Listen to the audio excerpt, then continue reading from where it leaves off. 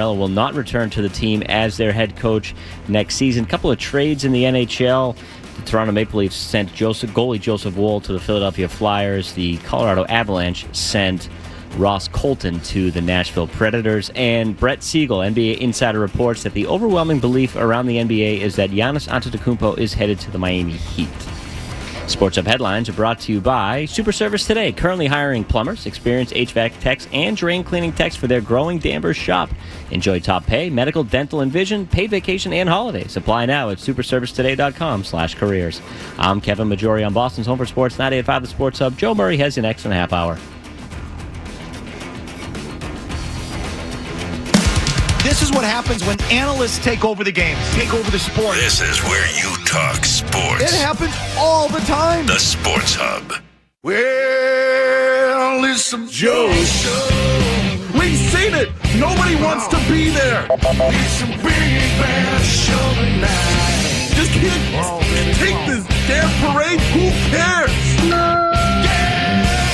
Joe Show. There's a 2-mile wait to get past the damn green line.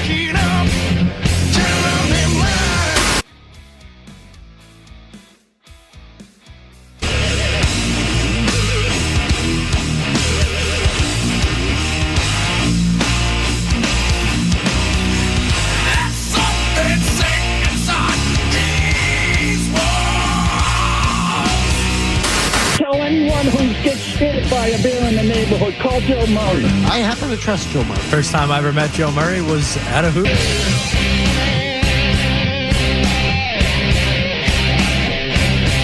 Oh, welcome in 98.5 The Sports Hub. I'm Joe Murray. Got you all night long here on The Sports Hub. We're wrapping up your day, taking you home, baby. You can join the show. We have lots of fun. At 617-779-0985. I think you know the phone number already. I just do it every show. We're on YouTube as well. Some of you don't know that. And we already have 50 people in the room right now. Like Seaside and Prue Boy and Griffin. And, who else is in here? I'm trying to find Chuck Olson's in there. Hey, Chuck. And all you have to do is go to youtube.com, search 98.5 The Sports Hub. And you will see me. And you will hear from others like James Scaramazino. Street Team Joe's here. Derek Olson, our intern, is here as well. And certainly love to hear from you guys. There's a lot to get into. There's a lot going on with the Celtics and rumors. And at this point, that's what they are. They're rumors. We'll touch on that. I have a Brandon Bussey thought later on. Remember the guy that won the Stanley Cup who used to play here? Remember Dan Vladar as well? Yeah, those guys. How about the Bruins goaltending situation? We'll do that. Christian Gonzalez buying houses. He's buying houses. So what does that mean? And the Patriots have to sign 3 guys, but yet have signed nobody. And it just seems to be what people are talking about right now because there's not much going on as well. But I did want to start Red Sox tonight as they're underway right now over at Fenway Park. They are taking on the Toronto Blue Jays. And I'm getting this out of the way. I just want you to know that. Craig Breslow spoke today. We'll let you hear that audio on the other side. But the Red Sox have a series with Toronto. Right now, they're 5.5 games back. And, Connolly Early's had his struggles. Now he's hitting a wall. And they're getting good production from Wilson Contreras, who's on fire right now, and Ceddanne Rafaela. Caleb Durbin's batting better. Willie Abreu's hitting better. So they're getting good efforts. And tonight you'll see Peyton Tully on the mound, who's been really good. For the most part, I wonder at some point if he could be the face of the team or someone that you can relate to. But when it comes to the Red Sox, it's when are you going to trade? Are you going to trade? And who's going to let the trades happen? But yet, Craig Breslow today, we'll let you what he said, but he thinks they're still in it. What do you think? Do you think the Red Sox are still in it? And you can call in at 617-779-0985, but I'm looking at their big targets. The Red Sox have some big trade targets that could really help out the future. And isn't that really where we're at? Like, Craig Breslow wants to tell you that it's about this year's team and it's about the fan base and this is what they want. No, I care about the future of the Red Sox because right now the present's bad. And it looks like they do need new leadership. And maybe they do need some new processes and all that. But when you come look at the trade deadline, though, when it comes to the Boston Red Sox, they have 3 big targets. 3 big targets. Sonny Gray right now has an 8-win season. He's 8-1. He is worth something, let me tell you. You mean to tell me they're in some team out there like the Cardinals, or I don't know if he'd go back to New York, but just some team that's in it. You mean to tell me that somebody wouldn't give up major prospects or even bats to get a front-of-the-line rotational guy like Sonny Gray? So I'm curious how that happens. How do they handle him, too? Aroldis Chapman, they should be able to get a boatload from him. He's still hoping for an apology from the New York Yankees. I don't know if they would send him there. I don't know if they want him either, but you have to net a return on him because it's about the future. It's not about this year. And the other one to really have I think there's other guys they'll move on from. I think IKF. I think there might be a team that would like him, and I think you might be able to get a bullpen arm or something for him. I'm trying to think of some other guys that could be there. Jarren Duran's another one. Like whatever you feel about him, maybe other teams in the league think that he could help out, whether it's in the top of their lineup, off the bench, or even a glove off, late in the games. But the big one to me is Wilson Contreras.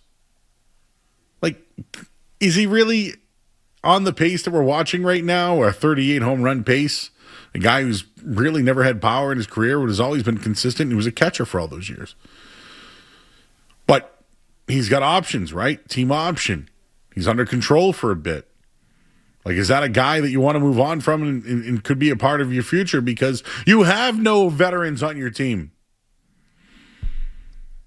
So Sam Kennedy last week mentioned a pivot. When does that pivot start? I was reading today, MLB.com. The headline was, could the Red Sox hold valuable trade pieces? And here's what MLB executives think. And it talked about their year and where they're at the moment and the expectations and the guys that they brought in. Some people liked the deal for Devers.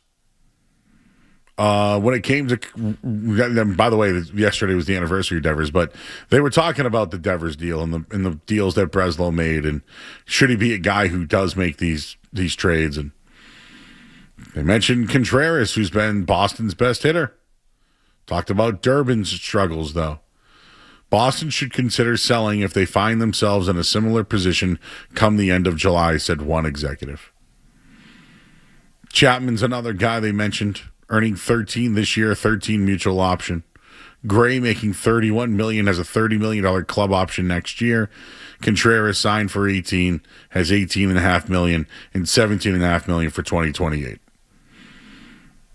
Quote, a lot of these players have a chance to be difference makers. But here would be my questions of acquiring any of them. You have to treat Sonny and Aroldis as one-year deals. Would you pay Sonny $20 million for the rest of the year? Aroldis almost will certainly opt out. Cardinals, well, they had a hard time moving Contreras last year. How many teams want that personality on their team at the deadline? Duran would be a sell low option at this point.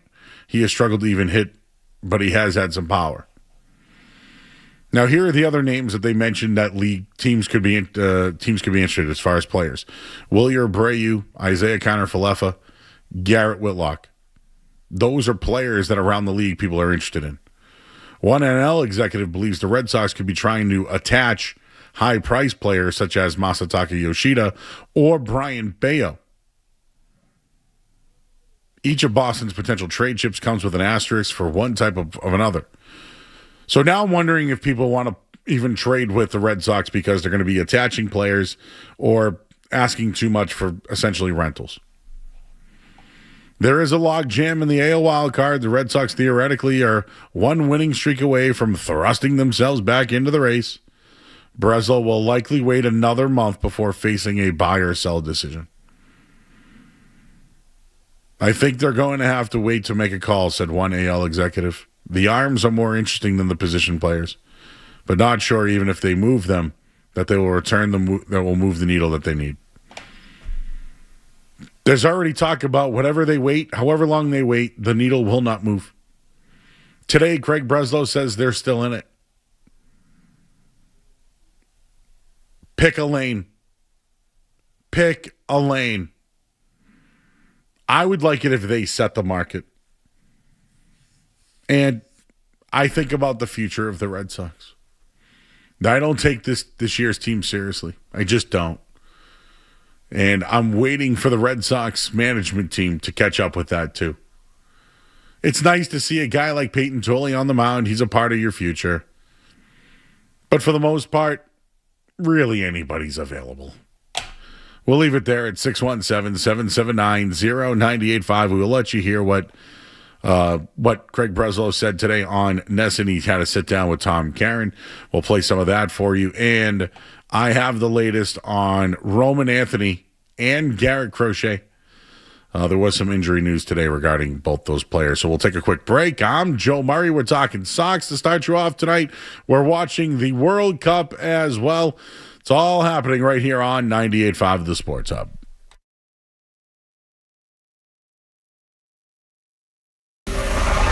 You're listening to Joe Murray on 98.5. You're listening to Joe Murray on 98.5.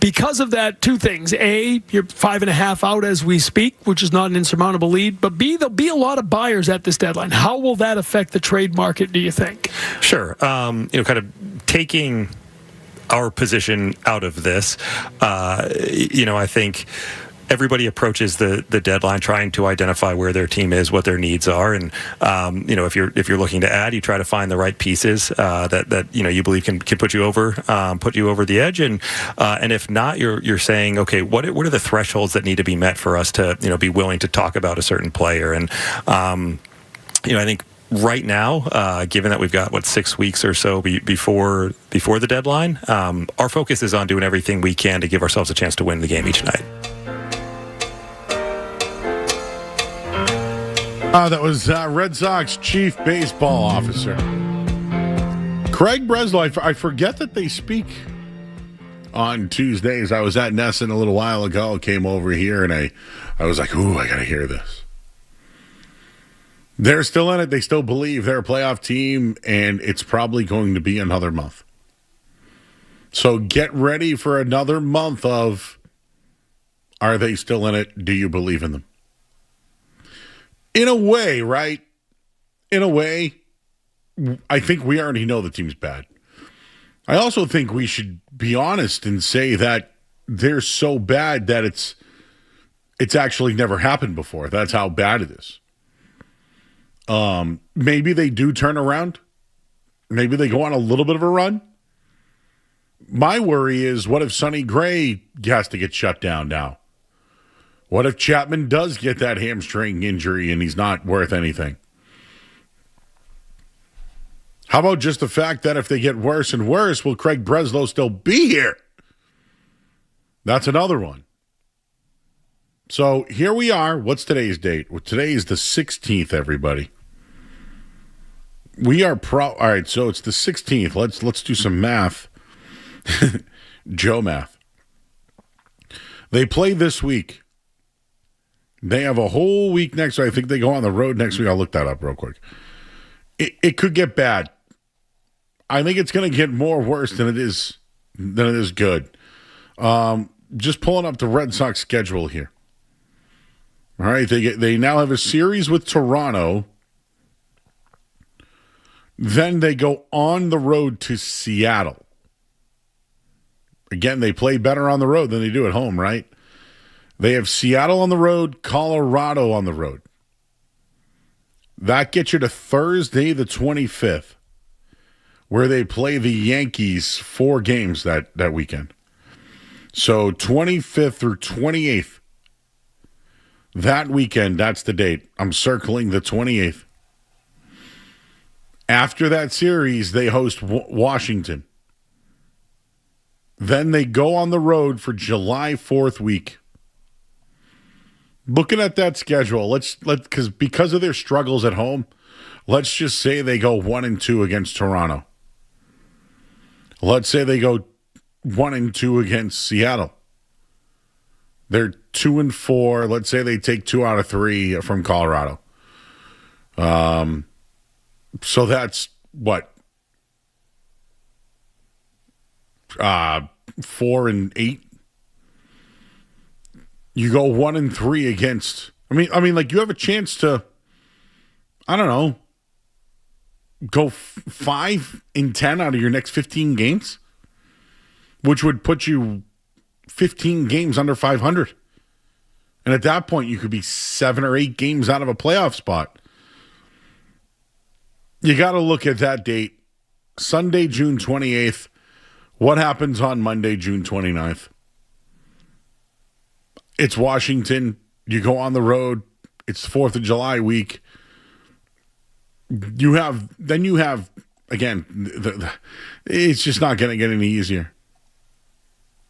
Chicago, you play the Mets. It's going to be a tough road for the Red Sox here, and I don't know why they want to wait around. But there were some injury notes today. Roman Anthony had a follow-up. The MRI came back clean. He's still not swinging a bat.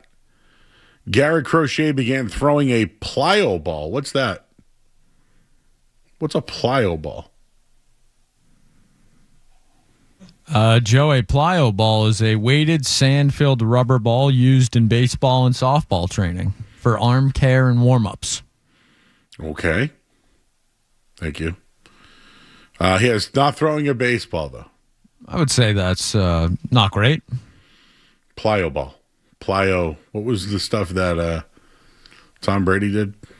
Oh, was it like plyometrics or something like that? Romy Gonzalez begins a rehab tonight in Portland. I believe he's gone yard, Joe, already. Oh, yeah. According to our good friend Tyler Milliken's Twitter, who, of course, is all over it. That's my guy. Romy, he's the big bats, guys. Oh, yeah. I've been saying that for how long now? Joe, do me a favor. What's the most home runs Romy Gonzalez has ever hit in a year? I'm going to say 8. I'm sorry? How many was that? I said 8. And that's good? That's what we want out of our power bat? No. You asked a question, and I just gave you an answer. Let's see. Let's take a look here. Romy Gonzalez, most home runs in a season. It looks like we're getting a 9 from Derek Olsen. A 9er, huh? 9, Joe. I said 8. Never reached double digits, and that's your power bat you're adding? Well, he hits 300. Is that for power or? To you hit 300, you're not hitting homers. Guys got to be on base for you to knock them in. I don't know if the Red Sox are gonna do that. So what is that Roman Anthony report? Does that do anything for you? I'm glad to see that he's, progressing, Joe, I guess, but also I have no faith that he's going to come back or do anything this year. I think he's going to have a good 4th, I would imagine. They said everything looked good today. It's still going to be progress, and how he feels with the medical staff will determine each day. Ooh, I just read that one. Medical staff will determine each day if he's going to swing and try to see where he's at. So the medical staff is pushing him. That's good. Is that Sam Kennedy? Is he part of that medical staff? I read that from Christopher Smith. That would be one of Mass Live, Christopher Smith. Unless there's another Christopher Smith in the world. Did you hear about this independent doctor? Roman Anthony, of course, has missed 6 full weeks. Or if we want to add it up, it's 42 days he's missed. It's a lot of baseball. And it's tabbed as a right wrist injury. Does ring finger sound like wrist to you? No. Ring finger, right? Ring finger. Wrist. I'd say different. Yes. The current diagnosis is a torn ligament in his ring finger. It's on his throwing hand.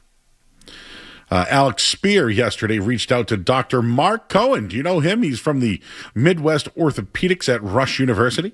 Can't say I'm too familiar, Joe.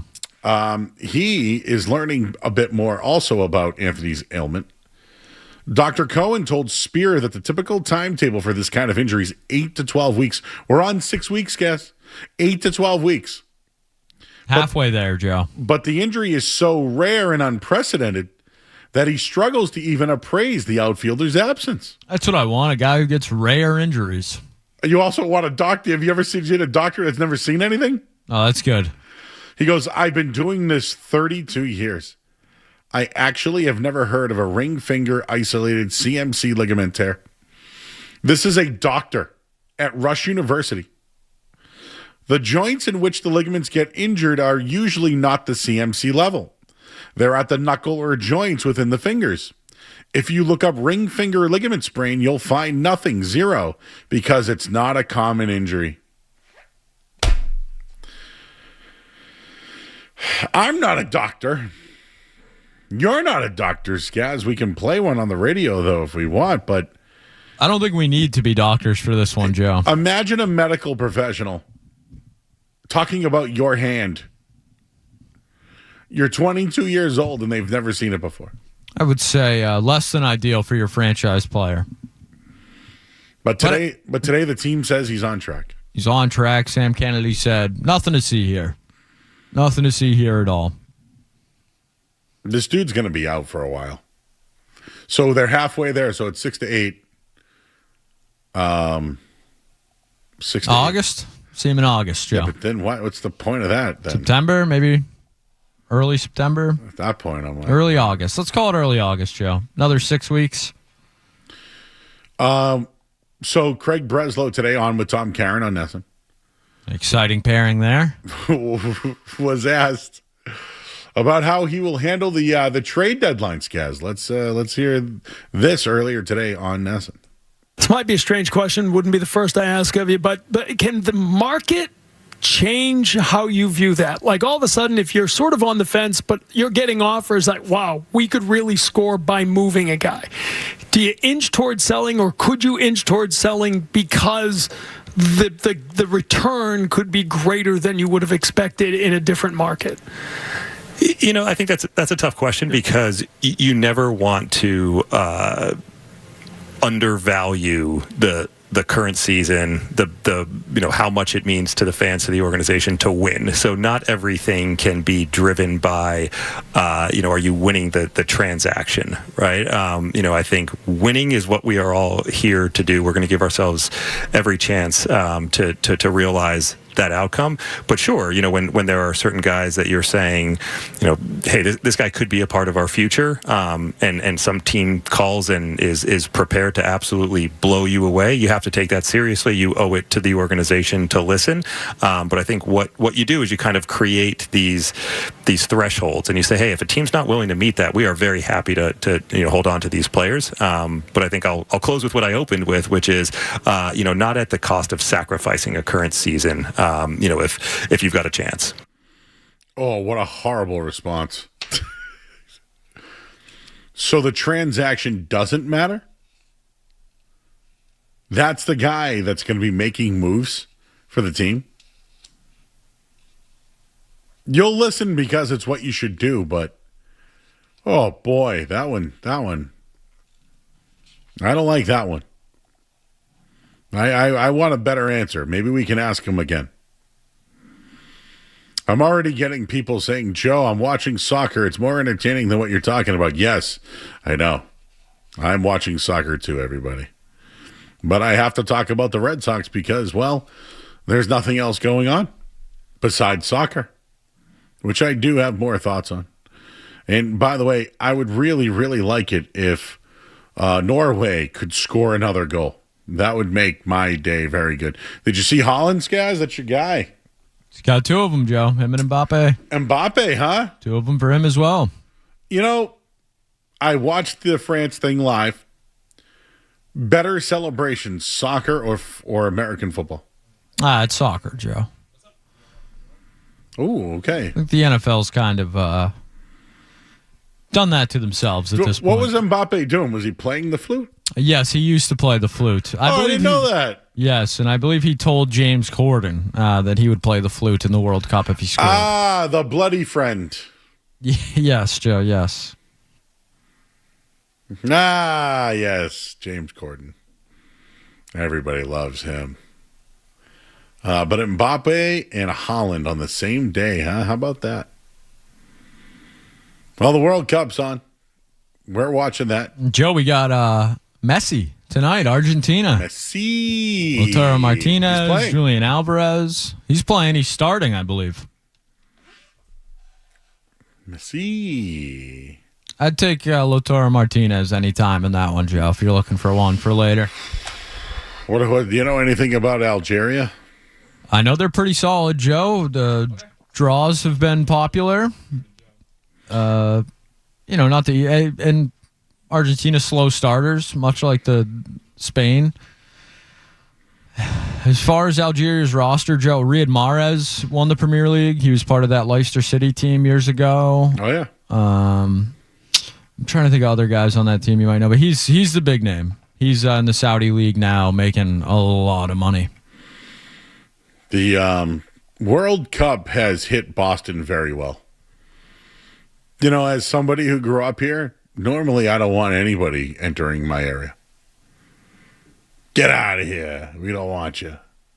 But the Scots have been welcomed. The Norwegians have been welcomed. We're running out of beer in the city. I mean, have you ever heard of that? It's because a lot of these bars have kegs, I'm sure, but they're running out of bottles and cans because everyone's walking everywhere. And just to put in perspective for the American-centric sports fan, the goalie the other day for who was it that tied Spain there? I believe it was Cape Verde or Cabo Verde, depending on who you ask from 2 to 6 today, Joe. Their goalkeeper went from, I believe it was 50,000 followers, and now he has more followers than Patrick Mahomes and Victor Wembanyama. So soccer fever is real. It's here to stay, and I'm enjoying it, Joe. All right, well, let's make sure Norway scores another goal here, all right? Because that would make everything just better. It'd be a good night, good start to the night. Going right into that Argentina game, you know? Red Sox are in action. We got World Cup. We'll tell you what's going on right now in Sports Hub Headlines.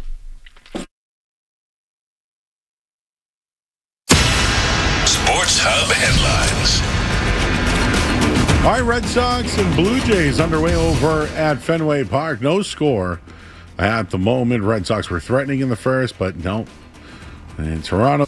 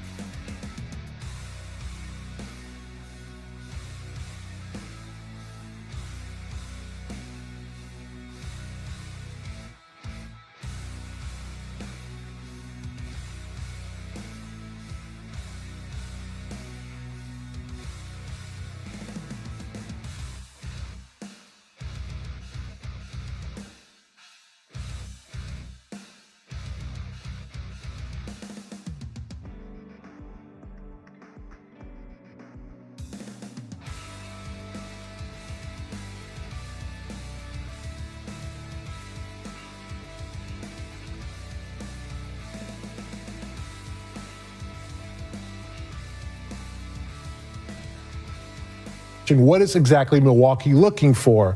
Who is the third team involved? Because there's going to have to be a third team involved. Is it a Portland? Is it a Clippers? What team will jump in and maybe sacrifice their lottery pick to get a Jalen on their roster? Is it Atlanta, who has New Orleans' pick? So there's a lot of questions here that need to be solved in the next week. I do think something's going to happen by the draft because that will kind of shake things out. But I don't think the chances are that he's coming here, and I don't think the Celtics are shopping Jaylen Brown in this deal. I think they're trying to figure out how to get him without Jalen, but if it requires Jalen, it's going to be a beneficial deal for the Celtics. Today, he understood the assignment. He's a good student, I can tell. He also does Broadway, so maybe that helped too. But I threw it in our Slack channel, hey guys, we should do a social with all the rumors because there's so many different rumors, but there's also a TikTok trend going about the song Shebang by Drake on the Iceman album. And I see a lot of girls doing this. Guys do it with like other stuff, like beers and stuff. But I figured with all the rumors, make it to the song, right? And like react differently to each one of them. And I'm going to share it shortly. But Derek came through in the clutch today. And he sent us his video, which was absolutely outstanding. So you can check that out shortly at Joey Murray on Twitter or I'm Joe Murray on Instagram. And you know what? I'm going to post it on TikTok too at Joey Murray, Joeymur. So thank you.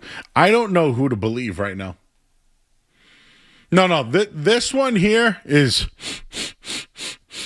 these are all suspect. It's not smelly. They're all suspect. Does anyone have it together? For real. Skaz, you know what, Skaz? I'm glad we have Greeny on tonight. Barstool Greeny is going to join us. Washburn is part of the Boston media. Wouldn't you say that? I would say yes. He's one of the most critical of the Boston media and does ask Joe Mazzulla questions after the game and travels with the team, correct? All correct. All correct. I'm not crapping on the rest of the media that we have here because I love them coming on our show and they're good people and they work hard. Do you think anyone in this town really knows what's going on? Not really, no. I don't know if anyone knows what's going on, Joe. I certainly don't feel like I know. Well, I trust Gary and I believe his reporting that they're not shopping Jaylen Brown, but Bill Simmons and Kevin O'Connor and everyone else on Twitter seems to be shouting the opposite right now. I don't have sources. Not a reporter to Street Team Joe. But I got someone texted me today and said the media is way behind on this and that the Giannis deal's already done. Was this a man that recently moved?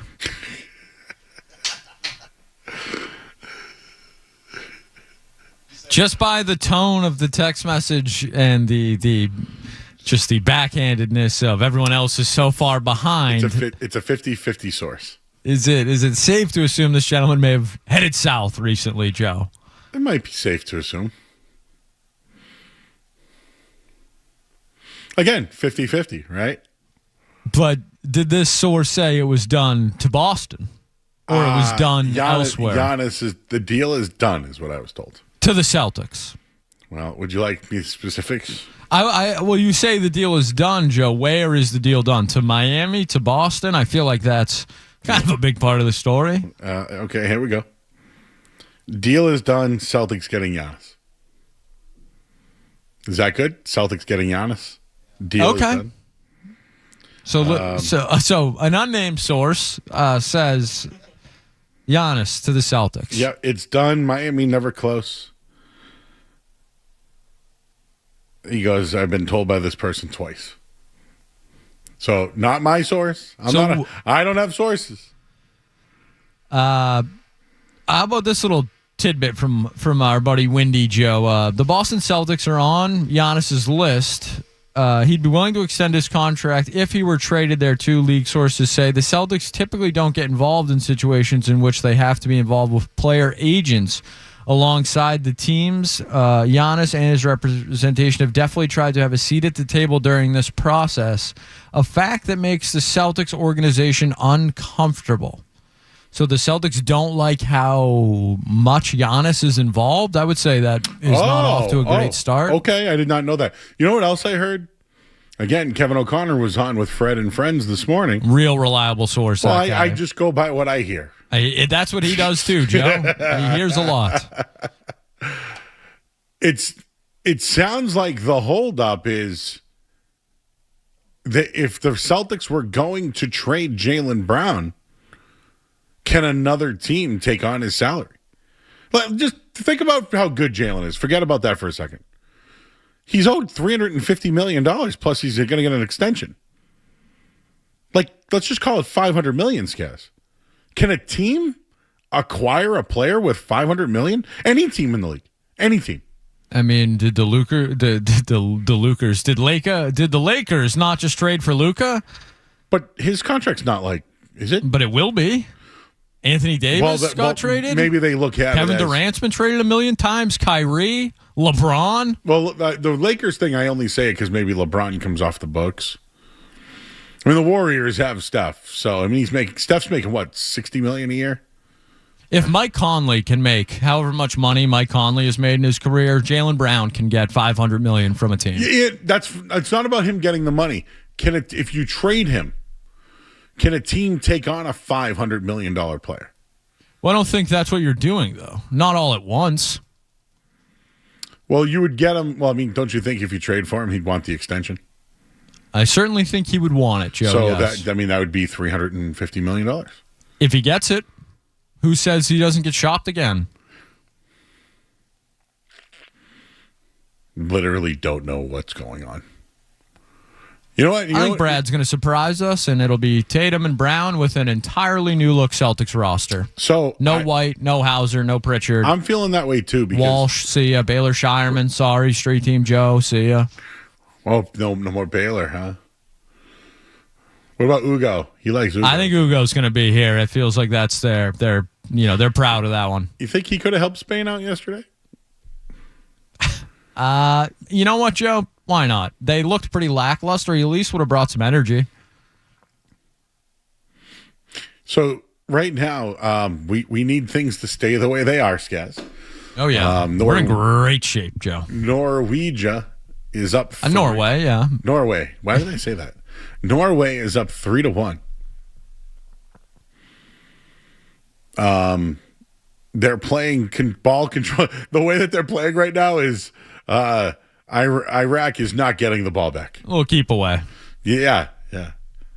And they're methodical. We're at the 87th minute. There's probably about 8 more minutes of real time, I'd say, left in this game. And it's definitely keep away from Iraq right now.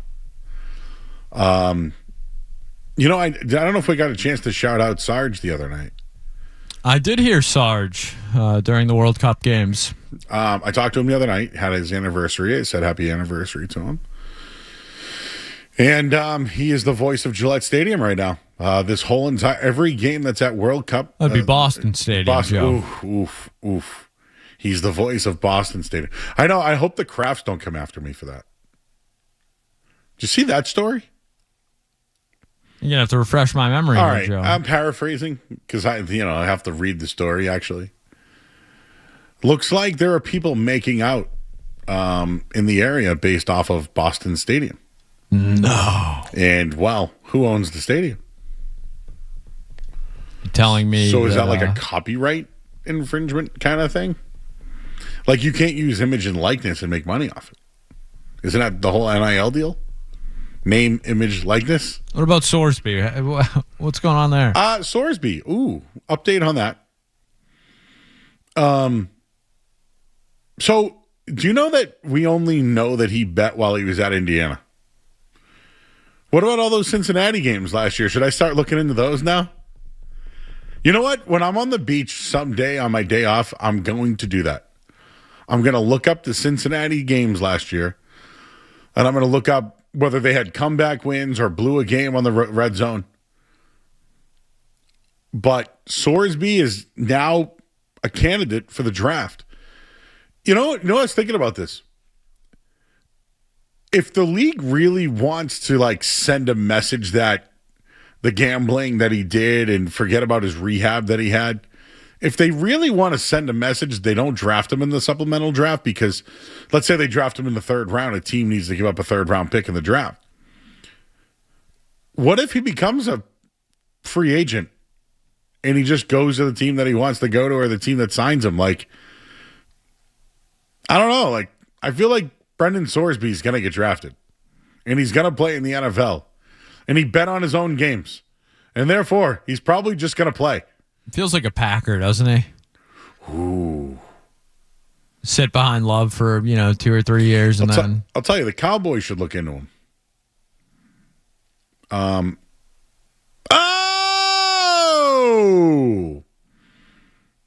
That was my O face.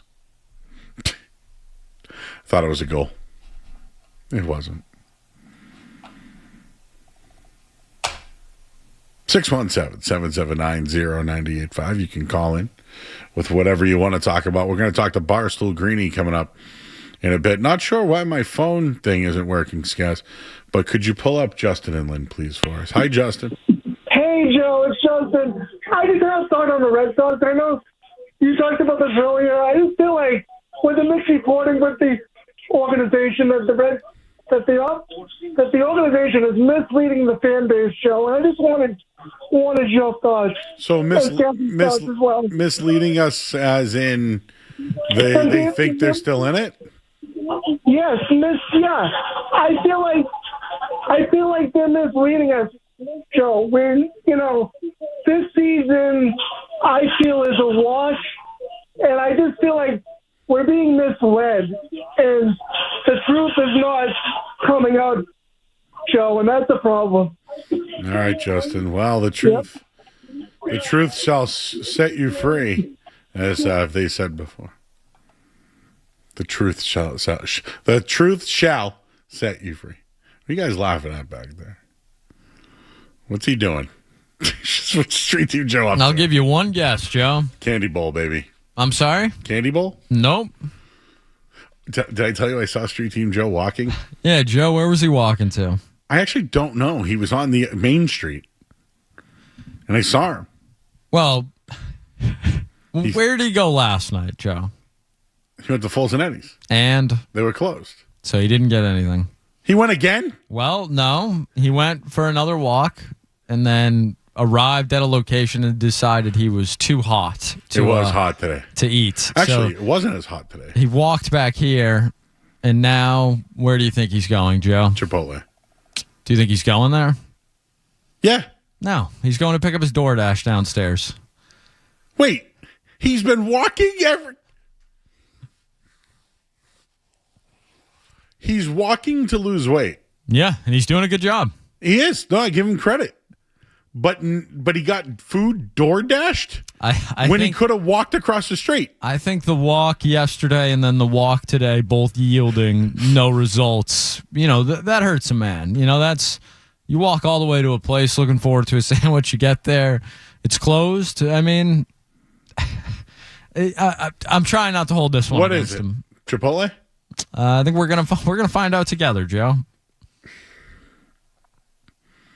I need to hear from him. I think we all do. Let's talk to Sean. He's in Marlboro. Sean. Hey, good afternoon. So,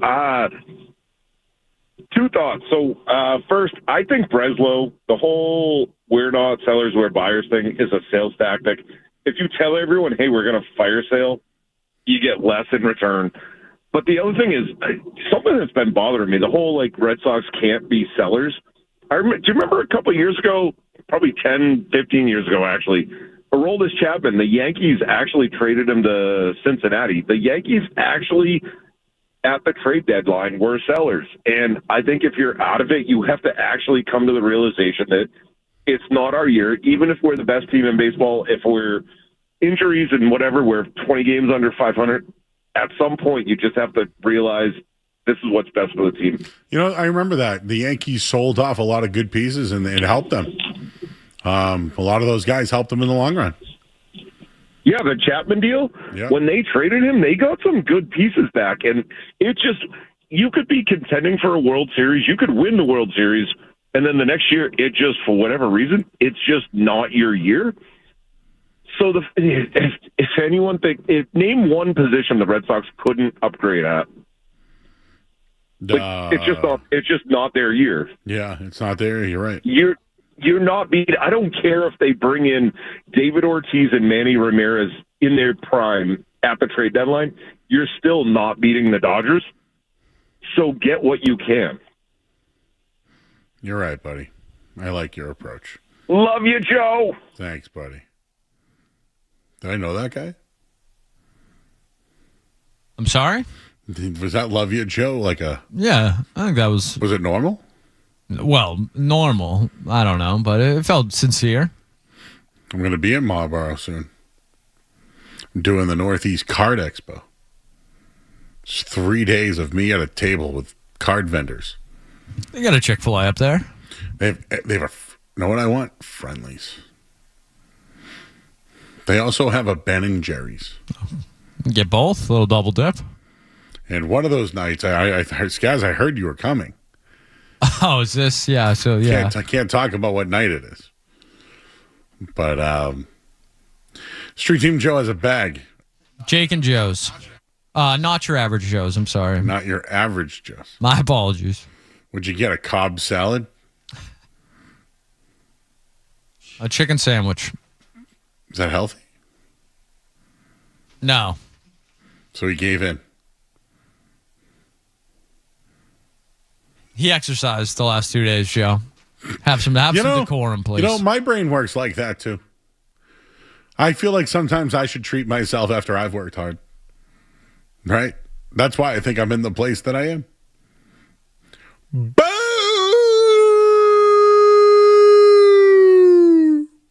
Norway up 4-1, 96. Everybody's happy.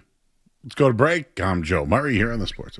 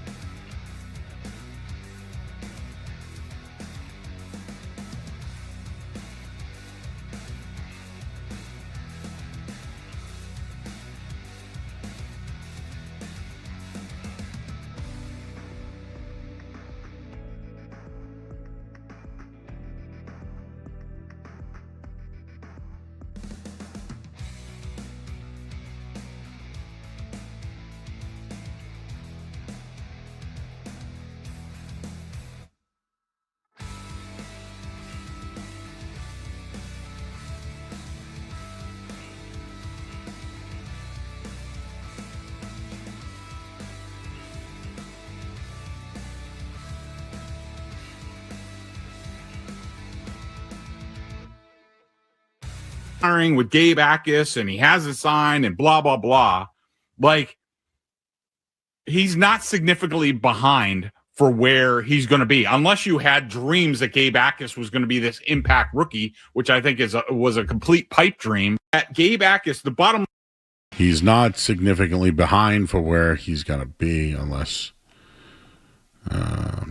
you had dreams of Gabe Akis was going to be this impact rookie, which he thinks was a complete pipe dream. I actually had I don't know. I have expectations for a second round pick. Haven't other second round picks made impacts? I think the Gabe Akis thing is scary. He's not signed. They didn't even give him a participation contract. Travion Henderson? Was he part of the team last year? Yeah, he was. Keon White? How do you do? When he was on the team, he did, yeah. Christian Barmore? Oh, yeah. Kyle Duggar? Yeah. Josh Uche? Yeah. How about Cyrus Jones? Ooh. Jalen Polk? Tyquan Thornton? Oh, boy. Some hit and misses. Bad ones. Joe Juwan? Remember Joe Juwan Williams? Joe Juwan did not work out. Jordan Richards? That jerk. Jimmy G? Is he a free agent right now? Yeah, he is. Because Simpson signed with or got drafted. I also saw this, and I wanted to follow up on it. This also from Greg Bedard. The Patriots are mildly annoyed about the situation for Gabe Akis, but they are not frustrated or upset with the rookie. As long as the Patriots knew about his injuries, where we are right now should not be a surprise to anybody. Can you say that again, please? And this was aggregated from that guy Carlos. Yes, those lovely aggregators on Twitter, real professionals. The Patriots are mildly annoyed. They are not frustrated or upset. As long as the Patriots knew about his injuries, where we are right now should not be a surprise to anybody. He was going to miss the offseason to get right. My read on it is that the Patriots were just fine with it. They understood that. I don't think Mike Vrabel felt that way. Felt as though Mike Vrabel was like he's not here and he's not under contract. When you're a new employee, Joe, do you think it's good for your employer to be mildly annoyed at you if you haven't even really shown up for the job yet? Do you think that's good? Can I tell you? I actually got a story about that. Of course. I was working a corporate job. They wanted me to train a new hire. I trained the new hire for a week. Then said new hire took 2 weeks off for vacation. So I trained them for a whole week, which took me away from my duties and my job and my goals. They went away for 2 weeks. Guess what? They never came back. So, that can happen too. Well, I don't know if I'd go that far with Mr. Akis here. I don't think he's just going to... Well, I'm trying to give you the worst case scenario. I don't know if he's going to Matt Corral it, Joe, and just take off on him. Yeah, Matt Corral. He was like, I'm not going to Bill O'Brien. Guy's going to ruin my career. Hey, what was that announcement today from BC? I believe they teased in an announcement today. They teased an announcement tomorrow. I believe at 4:00 is what Boston College did. Wait a second. I think that maybe I missed the announcement, but I teased an announcement for an announcement. BC sent out a media advisory about an announcement at 4:00. Oh, it says today. We'll see. I didn't see anything, Joe. Have you? Let's see what Stoney's got. Smallest Boston College Athletics Rockland Federal Credit Union partnership will be a 10-year deal. That was the big announcement. Riveting stuff over there. For real? That was the announcement? Kevin Stone says, and there it is, the official reason for the extremely unnecessarily cryptic email this morning. The Boston College Athletics Rockland Federal Credit Union partnership is a 10-year deal. No, good for BC. Trying to get any of the pub they can. Real quick, if Norway did not win this game by more than 2 goals, Skaz, I would have called shenanigans because there was a World Cup sprinkler malfunction. Well, they won 4-1, Joe. They covered easy. I know, but I just want you to know. You got the sniffer out. Sprinkler malfunction during a World Cup game? No. This is a corrupt sport. Let's call it what it is. Sprinkler malfunction. Now I got to worry about that? And it's on the grass, right? What if the field got soggy? What if the ball didn't move well? What if the goalie didn't, think of the speed because it got slowed down by the water? What if Holland slipped and fell and hurt his butt? I'm glad there was no shenanigans today. Thank God Norway won. So they're really breaking down this Argentina-Algeria game, huh? It's up next, 9 o'clock. What's the play on that one? 1.5? I mean, if you're feeling it, Joe, I think Algeria is pretty good. I like Lautaro Martinez to score, Messi to assist. If you're making me pick, that's what I would do. Messi to have a point. Yeah. Yep. I like Martinez to find the back of the net. That's what he does. Okay, I'm going to look into that. Miles in Cambridge. Hello, Miles. Hey, Joe. Thanks for taking my call. I don't have much to say about soccer. I've never been into it, so I'm not going to pretend to be. But I just wanted to say that I just heard about Eddie Andelman passing very late.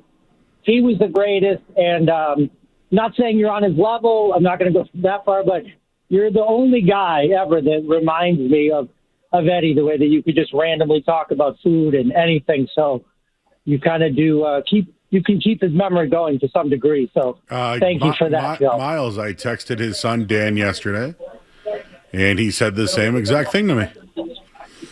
So I appreciate that. I interned for Eddie Andelman, so where do you think I got it from? Absolutely. And well, I think you naturally do love food, but no. Eddie was the man, and dude, there's more stories coming out about it, but his services are tomorrow. So the impact he made and all that. Sorry to hear that you found out late, but there's a lot. If you look in the Herald or anywhere else, there's a lot of good stories about him. I'm going to look up a bunch of stuff on YouTube as well. That's all I have to say. Just thank you for keeping his memory alive. You got it, bro. Appreciate you, Miles. Thank you, sir. Take care. Bye. All right, bye-bye. All right. Well, I will say that I did get hot dogs today. I didn't do it because of Eddie. But did I do it because of Eddie? How come I talked about the hot dog safari, and I guess I had my own hot dog safari today. Not so bad. What could we do, Skaz? Could we have an event that could make millions of dollars for charity and put some money in our pocket too? I don't know. That second part doesn't seem too plausible, but we can always try, Joe. I'm down to help charity. Yeah, I don't think a dunk tank's good enough. They can need something a little bit better than that. What about driving a cart and let people hit golf balls at you? I'm in. Did you ever do that? Yeah, I've been the range ball guy. Oh, you have? Yeah, Joe. I've done it all at the golf course. Range ball guy? Well, I'm sure there's a more technical term for it, but they just tell you, get in the cart and get out there, and then you just get pelted. Imagine Skaz is the range ball guy. I was at a course one time where a gentleman had a little too much hydration to drink, Joe, and he ran out there without the cart. And was running about 250 yards. He ran, and then off into the woods he went as the staff chased him. But people were taking shots at him, Joe. No one hit him, thankfully for him. And for the staff, probably. But when you're out there in the little cart, Joe, everybody is just trying to hit you. I love that. All right. Well, we got Barstool Greeny coming up, huh? You think he has a clue what's going on? Let's find out. Let's do it next here on 98.5 The Sports Hub. You're listening to Joe. You're listening to Joe Murray on 98.5. You're listening to.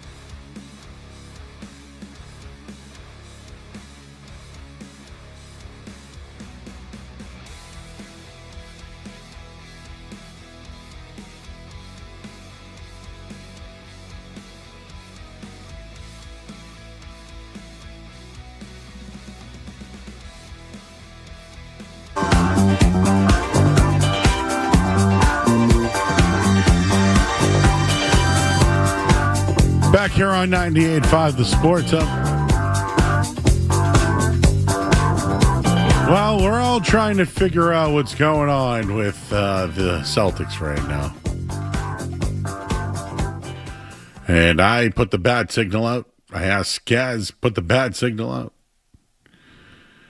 And joining us right now on 98.5 The Sports Up is Dan Greenberg. You know him as Barstool Greeny, and he's joining us here on The Sports Up. Greeny, what's going on, bud? I have no idea. I was just saying, life is hell right now. It truly is. What do you think? All right. What do you think? I know you don't know. What do you think is going on right now? Are we getting shenanigans? Are we getting rumors, smoke signals? Like, what do you think is actually going on right now? I think Brad is doing his due diligence just as you would hope that he would. I think, I put stock into what Simmons and Stein reported and said that they made some sort of offer. But just like everybody else, I couldn't even come close to telling you what that offer is, right? Because your brain says, logically, Jaylen Brown's probably involved. But then we're hearing that, they're really exploring non-Jaylen offers. But then that doesn't really make sense when you factor in all the pieces it would take just to get to the money and salary-wise and the apron issues and the luxury tax issues. It just feels like they definitely have placed calls. There definitely have been conversations. How serious they are? Is it more just of a leverage thing to get to squeeze Pat Riley? You could talk me into that. You could talk me into Jaylen was offered. You could talk me into anything because mentally it's like I'm Charlie in Always Sunny with Pepe Sylvia trying to put all the pieces together. It's exhausting. All right. Would you rather Jaylen Brown or Giannis, in your opinion? I'm always going to be Team Jays and fill it in together because I know that can win you a championship. But I live on planet Earth, right? Like I'm aware that in the NBA, every player has a price. And if you were to tell me something would require breaking up Tatum and Brown, it would be a player that is a 2 to 3 to 4 to 5, a top MVP caliber talent, who has a skill set that matches with the player you would be keeping. So while my own selfish personal preference would be, I don't want to see Tatum and Brown play for any other team ever. I've also lived through Paul Pierce getting traded, Marcus Smart getting traded, Rondo getting traded, Chauncey Billups once upon a time, in the dark ages. It's like I've been hurt before, so it wouldn't surprise me, but my own selfish delusion is always going to be, I still believe that they can build a competitive championship caliber team around Tatum and Brown. Credible people have reported on this. So that's why it's hard to be like, what's going on here, right? Washburn heard this, but O'Connor heard this, right? Bill Simmons says this. I mean, these are reports. When you look at it in the long run, if the Celtics don't land Giannis, what makes you think Jaylen Brown would be happy staying in Boston? Well, there's just parts that we don't know, right? Like maybe he already knows, hey, we're calling about Giannis, but it's you're not in the deal. So who cares?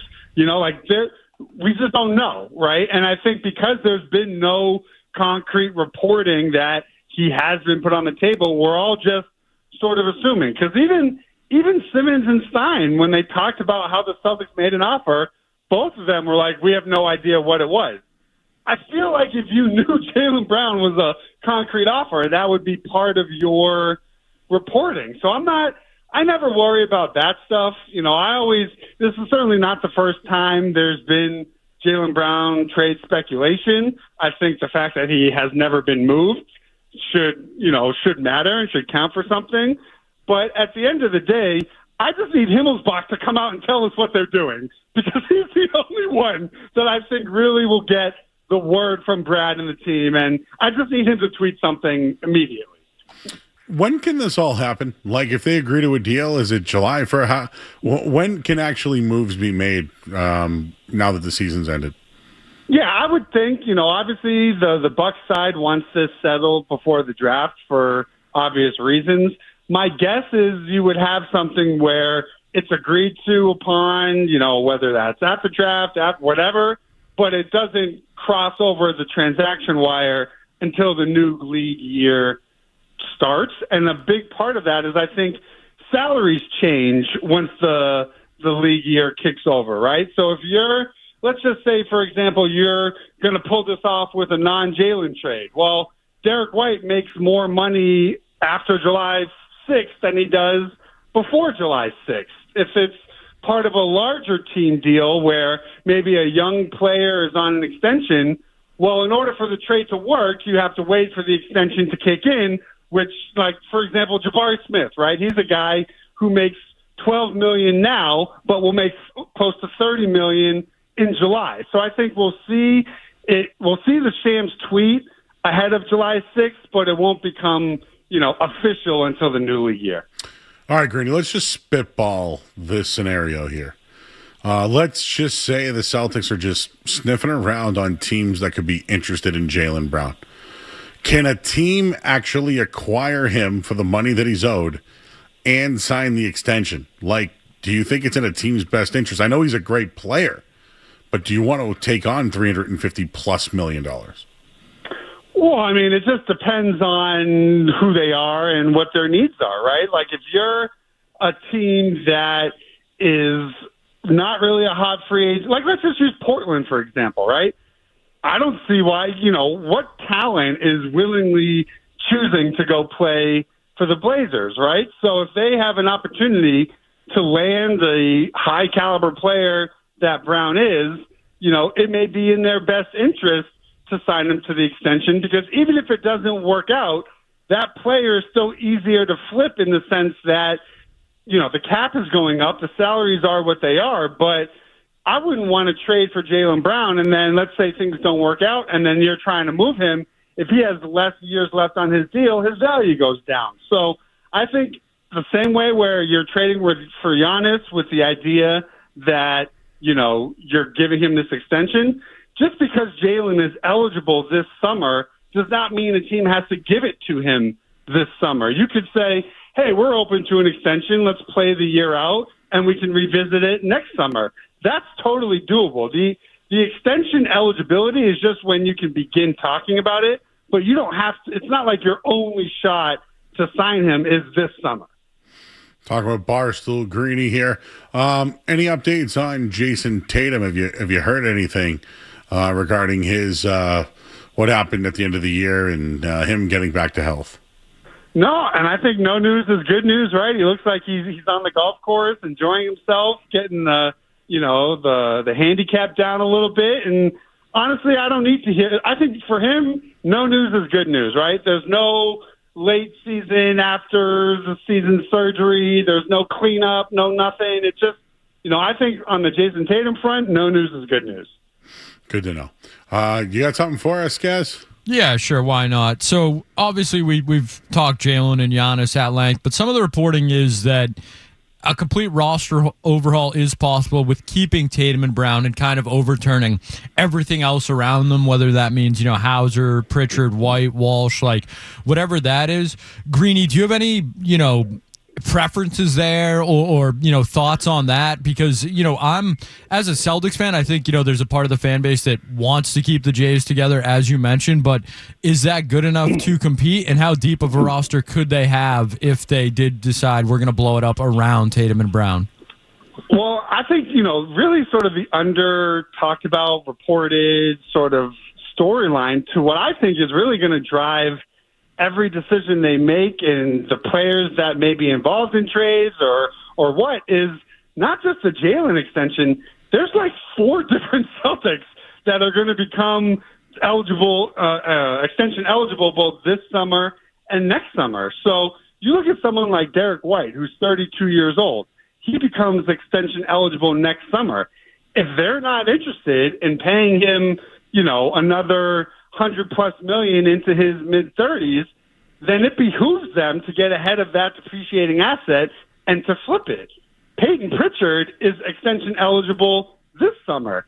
Well, if his agent thinks that they can get a better deal for him in the market in 2 years than the Celtics are able to offer him, and they know that he wouldn't sign an extension this summer, you're handcuffed. You have to move that because he's an unrestricted free agent in 2 years.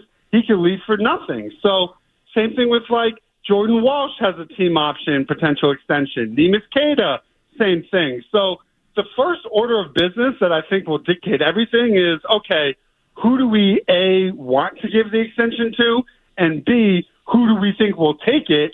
And if the answer to either of those questions is we don't want to give it to them or he won't sign it, you have to flip the asset because you can't have a Kyrie Irving situation where you just lose it for nothing because it's not like you get to keep and retain the salary slot. So I think the pending extensions for not just Jalen, but basically because Hauser, I believe, is also eligible next summer. It's like that's the domino that will set everything off. All right, how'd you feel about the New York Knicks winning the NBA championship? Well, as you know, a prideful masshole, it tore me up inside. But at the same time, I just looked at their run kind of like how the Celtics, like they were a team that finally broke through. And teams in the NBA, when they break through, that's what it looked like, right? They went all in with their roster. They spent the money. They traded young core pieces in R.J. Barrett and Quickly and guys that, you know, they were hoping would be part of their future. They made that gamble. Then they went through and had heartbreaking, gut-wrenching playoff losses, including to lower seeds, right? They lost to the Pacers twice. They lost a Game 7 by 20 points on their home floor to a lower seed. That sounds pretty familiar. And then when you saw them this year, they were just so locked in because they had experienced that playoff pain. It really reminded me of the Celtics championship run, right? They went all in on their roster. They had heartbreaking losses to lower seeds on their home floor, and they learned and were ready to get over the hump. So in that aspect, it's like they earned it. They were valid, legitimate champions. They won on the road. They hit big shots when they needed to. They had role players step up. Their star players stepped up. Everything we loved about the 2024 run, the Knicks did in their own, and I think you have to just tip your cap and give them credit. Yeah, they were ready. They were ready. They were the best team. They came back. The other thing I'll mention is easy path. I know that the Spurs isn't considered easy, but New York got every team off of a 7-game series, and they got the Spurs. That's the way to win, right? That's how you win. That's how the cookie crumbles sometimes. Yeah. It was, they deserve the credit for getting out of their series quick and just taking care of their business. They didn't, on their closeout games, they were winning by 50 points. Yep. So it's like, that's where even if they had breaks go their way, I felt like they manufactured their advantageous position, which is what champions do. All right, I have one more for you because I told you that Gary Washburn said that, that they're not dangling Jalen. And then he just said on a podcast, I just reported the Celtics are not dangling Jalen. No, I don't think they want to trade Jalen. I think they feel like they might have to facilitate a deal if they want Giannis badly, if they feel like they're going to make them a championship team. So now I'm confused. That's what I'm saying. It's like after 5 seconds, down is up is down. Washburn's been around for forever. You would hope to put stock into what he said, but 8 hours later, it's completely different. So just what are we to do? Yeah, I don't know. I just wonder where Jalen's head's at. I know he was in China for a little bit, but he needs to go away for a little while because this could get ugly and might get so ugly to the point where you'd have to try. I not to cross sports, but I always feel like that with the A-Rod Nomar thing. When the A-Rod deal fell through, well, Nomar had to come back, and that really didn't work out for the team. So I worry about that. I would certainly hope Brad doesn't feel like the kind of team operator that keeps his best players in the dark about stuff like this. So I would just have to imagine whatever the situation is, whether he's on the table or off the table, that has been communicated. I can't look past his tweet the other day where it's like Simmons said that they made an offer and then Jalen's tweeting out like, the grass isn't always greener. Your neighbor's rice always smells better than your own or something like that. Like that timeline kind of lines up. So that makes you feel like he was in an offer. But again, we're all just speculating and so on edge and upset because of how the season ended, that this is like the worst place to be as a fan, I feel like. All right, Greeny, keep your head up, bud, because we don't know what's going on. That's why we called you, and I don't know. now I don't know how, if I feel. Do you feel better after this interview or no? I mean, I don't. I just had like a therapy session. I feel worse almost. So sorry if I couldn't help you. I feel the same way. I'm like, all right, well, maybe they're going to trade him, or maybe they're not. I do agree with you, though. I think it's in their best interest to keep these two together and see if you can continue to get another crack at it. That's where I'm at. But again, maybe Brad Stevens has had enough. And on a positive note, Summer League Ugo starts in about a month. Oh, so we're about to distract ourselves with that. So Max Shulga time, baby. I need that. All right, Greeny. Appreciate your time, buddy. Thank you so much. All right, guys. All right, he is Barstool Greeny, everybody. Go check him out. He hangs up quick, you know that? Never get a chance to put him on hold or talk to That him. one might have been me, but you never know with the guests. Yeah. Did you get anything out of that? The Greenies in a dark place right now, as I think a lot of Celtics fans are. I think we're waiting for the Shams, the Himmelsbach, notification at this point. Is it Miami? Is it Boston? Yesterday, I think I said I felt like Jaylen Brown was going to be moved. I finally, had come around to that being, where they're at today. I don't think he's getting traded again. So back and forth we go. I don't know if anybody knows anything. That Washburn thing, we can play it, coming back on the other side if you want, because yeah, let's try to. Does he? Is that kind of a walk back? Is it not? We're gonna have to find out. I think. You know what I got to tell you? One other thing, not basketball. Man, Norway was so good on those corners today, huh? Well, they got Holland. He's a big boy. Like I was impressed. 6'4". That's big in soccer. Like USA looked good. Morocco kind of impressed me. France, second half today dominated. But I don't know that Norway. They showed me something different today. You're a Holland guy, Joe. Kind of like the corners. I got to be honest with you.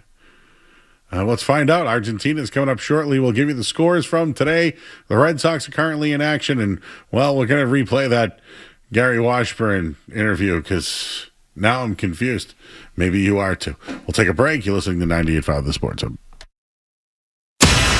Sports Hub headlines. All right, finals from today. France 3-1 over Senegal. Kylian Mbappe, 2 goals in that one. Norway, 4-1.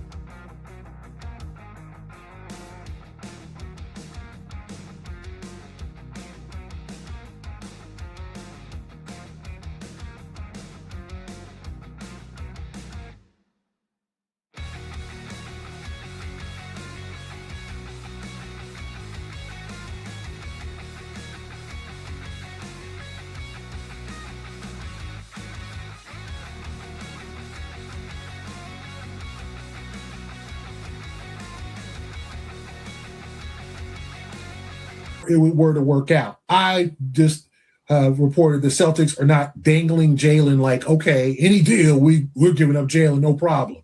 No, I don't think they want to trade Jalen. I think they feel like they might have to facilitate it if they want Giannis that badly, if they feel like he's going to make them a championship team. And at this point, that's quite debatable as to whether they'll be better with Giannis and not Jalen, because you still got the same other guys around you, right? You still got the same roster. So you still got to do some tweaks to the roster. It's not just plug and play with Giannis. So to me, of course, I think I trust Brass even in trying to pull out the best deal, but I don't think they're dangling Jalen like he's out. He can be had, no problem. I'm trying to figure out the name of the show. Kwani was on there too, right? Kiwani. I don't know the name of that The show. Big Three NBA podcast, I believe it's called. Thank you, everybody. Thank you. It's Asherrod, Kwani, and Gary Washburn. I think that's him basically saying the same thing. I didn't take that as much of a retraction. I think he just says that they're not actively dangling Jalen. It's not a we need to get Jalen out of here situation, that the only way they would possibly, could possibly, might possibly move him is in a deal for Giannis. But it sounds like the Celtics aren't convinced that Giannis for Jalen is, the decider. It sounds like they may be more convinced that it is the roster around Tatum and Brown, or the roster that would be around Tatum and Giannis that might be the problem with the Celtics. And I would kind of tend to agree with him, Joe. Me too. I don't. What I heard there was he's not shutting it down. Maybe. He's definitely not shutting it down, but I also don't think he's saying Jalen is out of here, they're trading Jalen Brown. I think he's pushing back on that a little bit. Do you know what's guys? Though, being real, working here and like professionally, I don't think we can do this for 2 more days. Like, why not, Joe? Well, no. You're not having fun? We need somebody who actually, knows what the hell they're talking about. And I know that Washburn is that guy. So he made a good point, right? If this was the Patriots, right, would we have something? Well, how long did the A.J. Brown thing take, Joe? And who reported it originally? Well, I would say Brad Stevens and Joe Mazzulla don't have that friendly of a relationship with Gary Washburn. You're right. With Joe Mazzulla in particular. I don't think we need to be worried about that in this instance. But this is third-party rumors. These are like people that, hey, I heard the Celtics were calling on Jalen. Well, I'd call on Jalen too.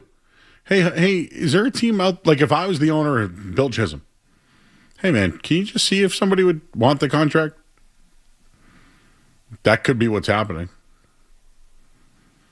The reason why we can't do this for 2 more days, like now we can make up our own rumors.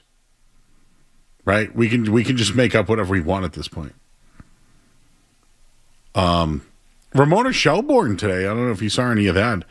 I threw it in Slack because she's pretty tight with Tatum. She said on whether the Celtics are actually offering Jalen Brown in the trade, what I have heard from teams around the league is that it's more just speculation. She also move them out. I have a question. I think everyone at home is probably screaming at their television and saying, what do we know about Jalen Brown's actual availability in a trade? Correct. Because we are putting this out there. He had a hell of a sense. season. Right. But, do we actually know that they have actually put him in a trade? I think that what I have heard from teams around the league is more speculation. I think the Boston Celtics would tell you that they love Jalen Brown. He had an incredible season for them. He was in my top 5 in MVP voting. He carried them this year without Jason Tatum. Right. Most I mean, of it the takes year. a Giannis to get that done, right? Yeah. But I also hear that the Bucks front office has some undue pressure on them. When your owner says, "Hey, we're trying to do this before the draft." I don't think that's a great deadline for your front office. Maybe all this is leverage, though. All this is a moment of maximum leverage. But guess what? There'll be another one. And then she mentioned that the Blazers would be. What makes you think Toronto and that crap owner would do anything? Portland, you mean? What did they say? Toronto. My bad. Tom Dundon there. Well, Joe, I think I don't know because he doesn't spend any money. So the Giannis thing doesn't make any sense there unless they're the third team that's just getting rid of stuff to Milwaukee. But there's no way Giannis ends up in Portland.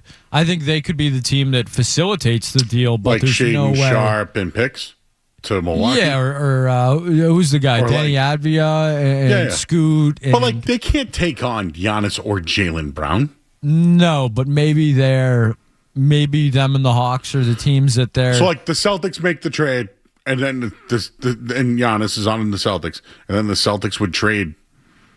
Maybe Jaylen ends up in Atlanta somehow, through Milwaukee and Portland, and this maybe is too green teamer-ish and Celtics and all that, but I just have a hard time believing Brad Stevens would send Jaylen Brown to Portland. He sent Drew Holiday there because Drew Holiday had been there, good relationship, all that, but, the Marcus Smart thing, Jaylen Brown's different than Marcus Smart. I don't think Brad Stevens blindsides Jaylen Brown with a move to Portland. I think it would be, a reroute to Atlanta if Jaylen Brown is on the move. All right. Now, 4th of July, we're really going to get fireworks, huh? Oh, yeah. Remember when Wick reported that? We all bought it, dude. Think of the hindsight of that, Skez. Wick Grosbeck says, oh, yeah, there's going to be fireworks. Years later, he's spending his dad's money. Messi getting ready for the next game on the pitch. Lionel Messi playing in what could be his final World Cup as Argentina will take on the Algerian soccer team. And it all comes up next as we'll play In or Out. I'm Joe Murray on 98.5 The Sports Hub. What's it gonna be, McFly? Are you in or out? Don't go anywhere. There's more Joe Murray. On the way on 98.5 The Sports Hub.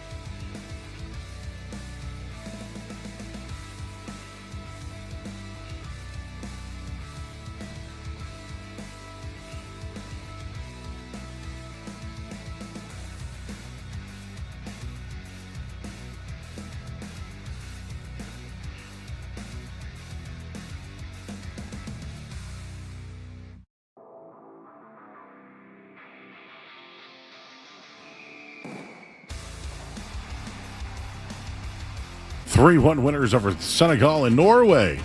4-1 winners over Iraq. Red Sox, they're losing 4-0 in the 7th. Headlines are brought to you by Super Service Today. Currently hiring plumbers, experienced HVAC techs, drain cleaning techs for their growing Danvers shop. Enjoy top pay, medical, dental, and vision, paid vacation, and holidays. Apply now at Super Service Today/careers. I'm Joe Murray. Attack for him, deep three, violent two-hand slam. Wow. 98.5 Sports Hub. Are you in or out? Gotta know without a doubt. I'm the one you need for a dirty deed. I'm the best. Success is guaranteed. Joe. It's a play. A musical on current events. Maybe there's pre-production. Well, naturally, I would hope so, maybe, Joe. Actually, maybe the idea... I know where the bit is happening. Maybe he just produces... Like, he'll have us do things like during breaks that we don't know what we're doing. Like, hey, dude, read this. I am here today to tell you about... And you want him to write a script now, Joe? He's got to come up with an entire script? Yes. So, like, we're not getting paid, Joe. Dude, he's got to make a ton of money after, though. So we're just saying what he tells us to say. Yes, like, all right, come in the room here. Record this. Great. And then we record it, and then he, like, you know. So it's like a WWE type Joe show. It's like a scripted Joe show. It would be like a shoot. Whoa. WWE scripted, Joe? It's predetermined, Joe. Yeah. Get it right. But, like, he could make, like, an intro for it. And I'd be like, here, do you have anybody? I'm Joe Murray. Here are part of the show as we do in or out every night. At 9:50, make sure you get your sausage and meatball. I'm looking at Derek's reaction over there. He's a dry. If anyone can do it, it's Derek. Yeah. I don't know where this is coming from. Skaz outed me last night. He's like, hey. He's like, Derek's Joe's favorite intern. How do you feel about that, Riley? Whoa.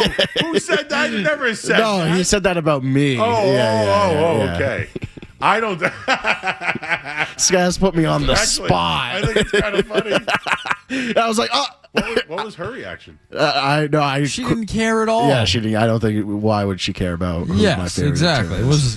But I did quickly deflect. I deflected so fast. I was more doing it to, egg on Street Team Joe, which worked perfectly. And Derek is his favorite intern. Okay. Is that true, Joe? I mean, who's to say? I know who is to say. Who's to say? It's like Giannis. Is he really coming? Yeah, like Boston? He could be my favorite intern, but how would you really know? What about the other interns from the past? I've had some I've liked, some I haven't. Oh, okay. From the close, Joe. We were very close right here. I know. Yeah. Top of mind, I like Dawson a lot. Josh. Dawson was solid because he was like a number. Like what number would he bat in the lineup? He was like just a five hitter. Yeah, five hitter. He was like a prime Mike Napoli. Solid. Prime Mike Napoli. Just like a between 280, 300, 275 and 300. Yeah. Give you 25 dunks. 20 something home runs.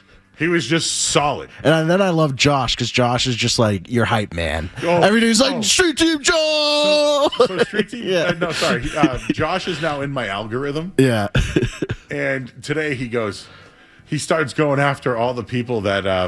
What was the women's basketball player who said New York would never win? It was... because of Jalen... she was with the Spurs there, Becky... Becky Hammond. Yes, yeah. And so I turn it on, and it's him in his Knicks hat, right?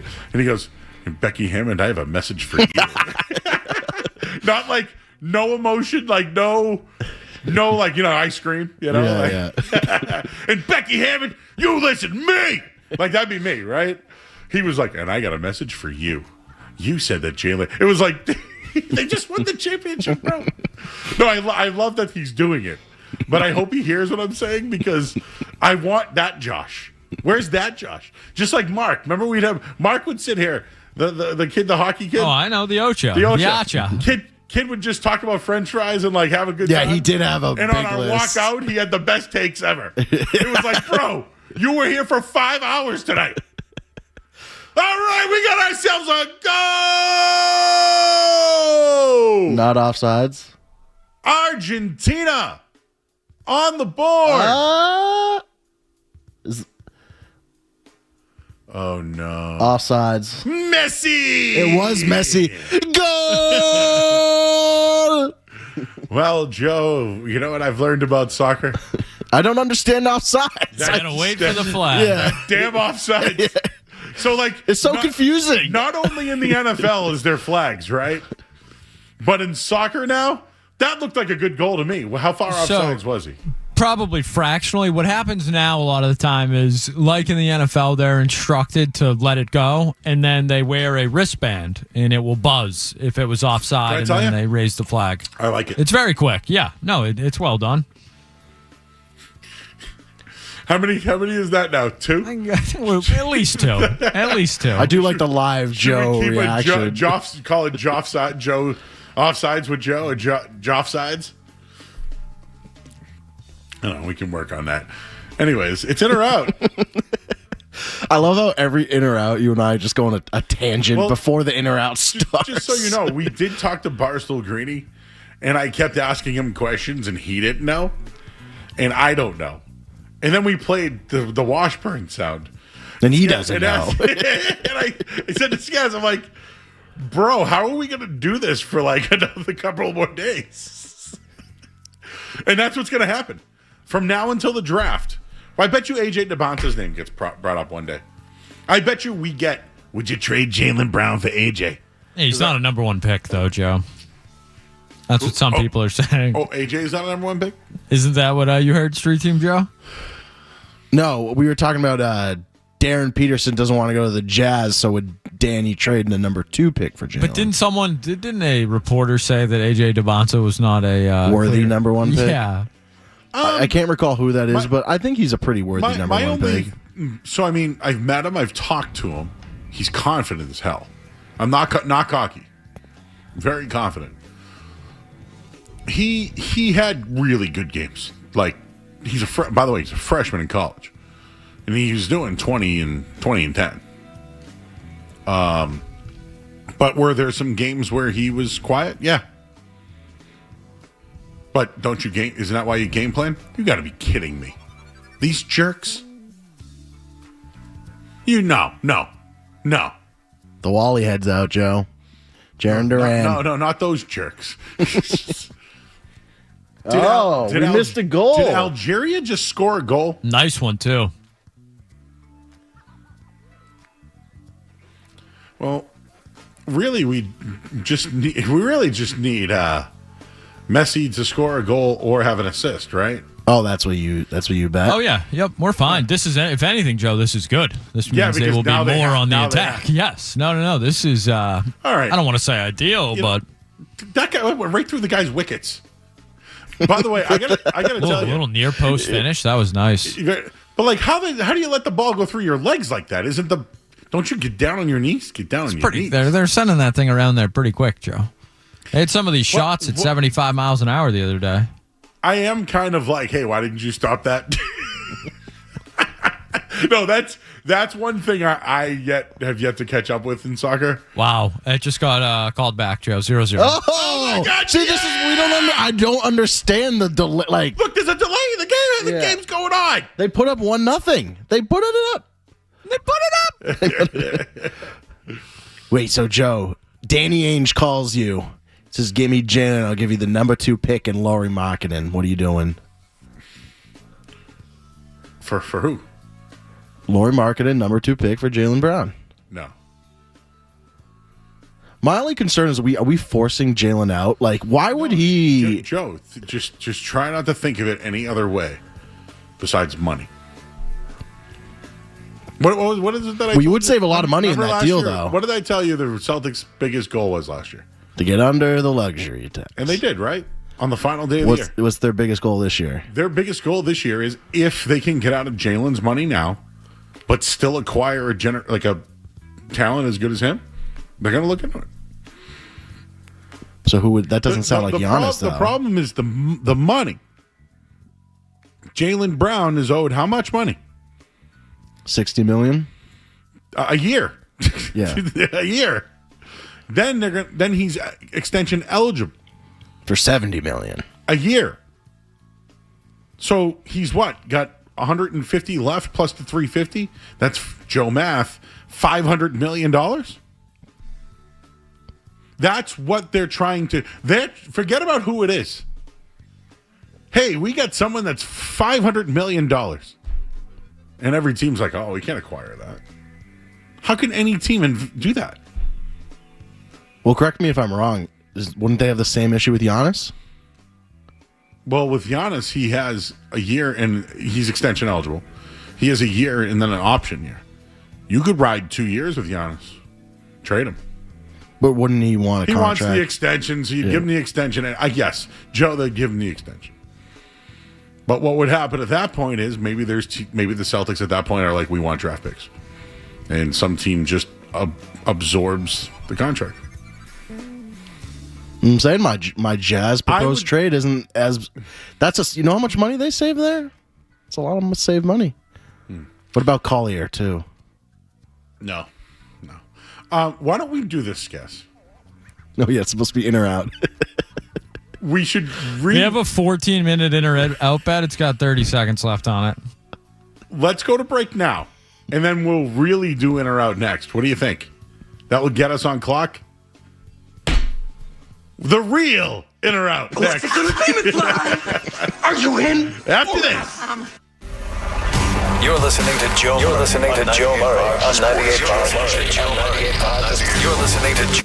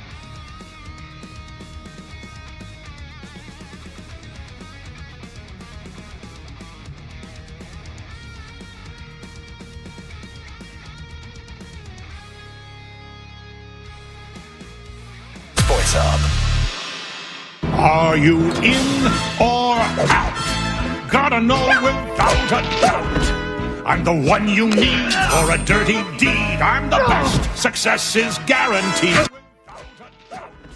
I'm the one you need for a dirty deed. I'm the best. Success is guaranteed. All right, it's in or out here on 98.5 The Sports, huh? We're back on track. Thank you to everybody in our YouTube chat tonight. Ryan's in there, stirring the pot. Brian Griffin also in there. And we got ourselves a goal! Goal!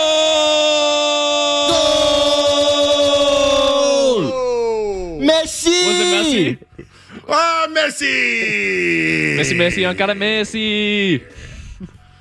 Argentina up 1-0. The GOAT. Yeah, I mean, that's the best athlete of our lifetime. Soak it in, people. Enjoy it. All right, he really plays at MLS, huh? Yep, and he's the best player that's ever played the most played sport in the history of mankind. Oh, what a shot! Wow, that was a top 90, as they say. a nice lefty kick off the top upright. Is that an upright? What is that? That's called bending into the corner there, Joe. Look at the spin. Oh, wait, that kind of might have... You could have saved it. Oh, come on, goalie. Yeah. I'll always crap on the goalie in soccer. You'll never, they have no luck with me.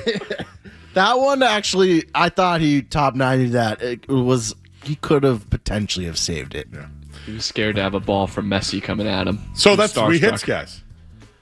So that part of the bet is hit. Yes. Yeah, yes. all right. yeah. That was at what was the mark at that goal? How much? That was the 17th, so it would be the 18th minute, technically. 18th minute. Okay. In or out, our intern, Derek Olson, is here. My favorite intern. Wow. That's what I've been told. Outright. Thank you. It's a hard bar to cross. All you have to do is bring in food. we actually put one of our last interns in the batting order if he bat 5th because he was solid. All right. I believe Street Team Joe, you called him Mike Napoli. Yeah, Mike Napoli. Just a solid number 5 hitter. I don't know where he would be yet. Would he be a top? He could be like guy, a speedster. Yeah, he feels like one of the two, maybe a 2-hitter. Yeah, consistent, on base guy. Got a little speed, even though it's little speed, sneaky speed. Hard worker, Well, Greg Biggio. I either see 2 or 8. I don't know why. The 8's a compliment. Because sometimes you need somebody in front of the 9 guy. Absolutely. To give him protection, Anyways, in or out? Let's put All right, the 22 minutes into the hour. We've made it. Kind of. June 16th, gentlemen, already. Let's start. Well, we mentioned a musical on the show. The next film headed to the Sphere in Las Vegas will be the 1975 film The Rocky Horror Picture Show. It will be enhanced with AI imagery for the experience. Are we in or out on the Rocky Horror Picture Show at the Sphere? All right, let me just say this. I've watched it. I liked it. I'm not like a huge fan, but You're not a Meatloaf guy. No, but I loved Meatloaf. He was also in what was that movie called? Fight Club. Oh, I love Fight Club. Yeah, he was the guy who died, the fat guy. Oh. Remember they killed him? Or got killed? Well, what did they say his name? What was his name? His real name was... His name is Robert Palsy. That could be something we could do for the show. Isn't that right, though? His name is Robert Palsy. Maybe not that. Robert Paulson. Oh, it was close. His real name's Robert Paulson. All right, just real quick, but as far as collectors go and like historical, Rocky Horror Show is huge.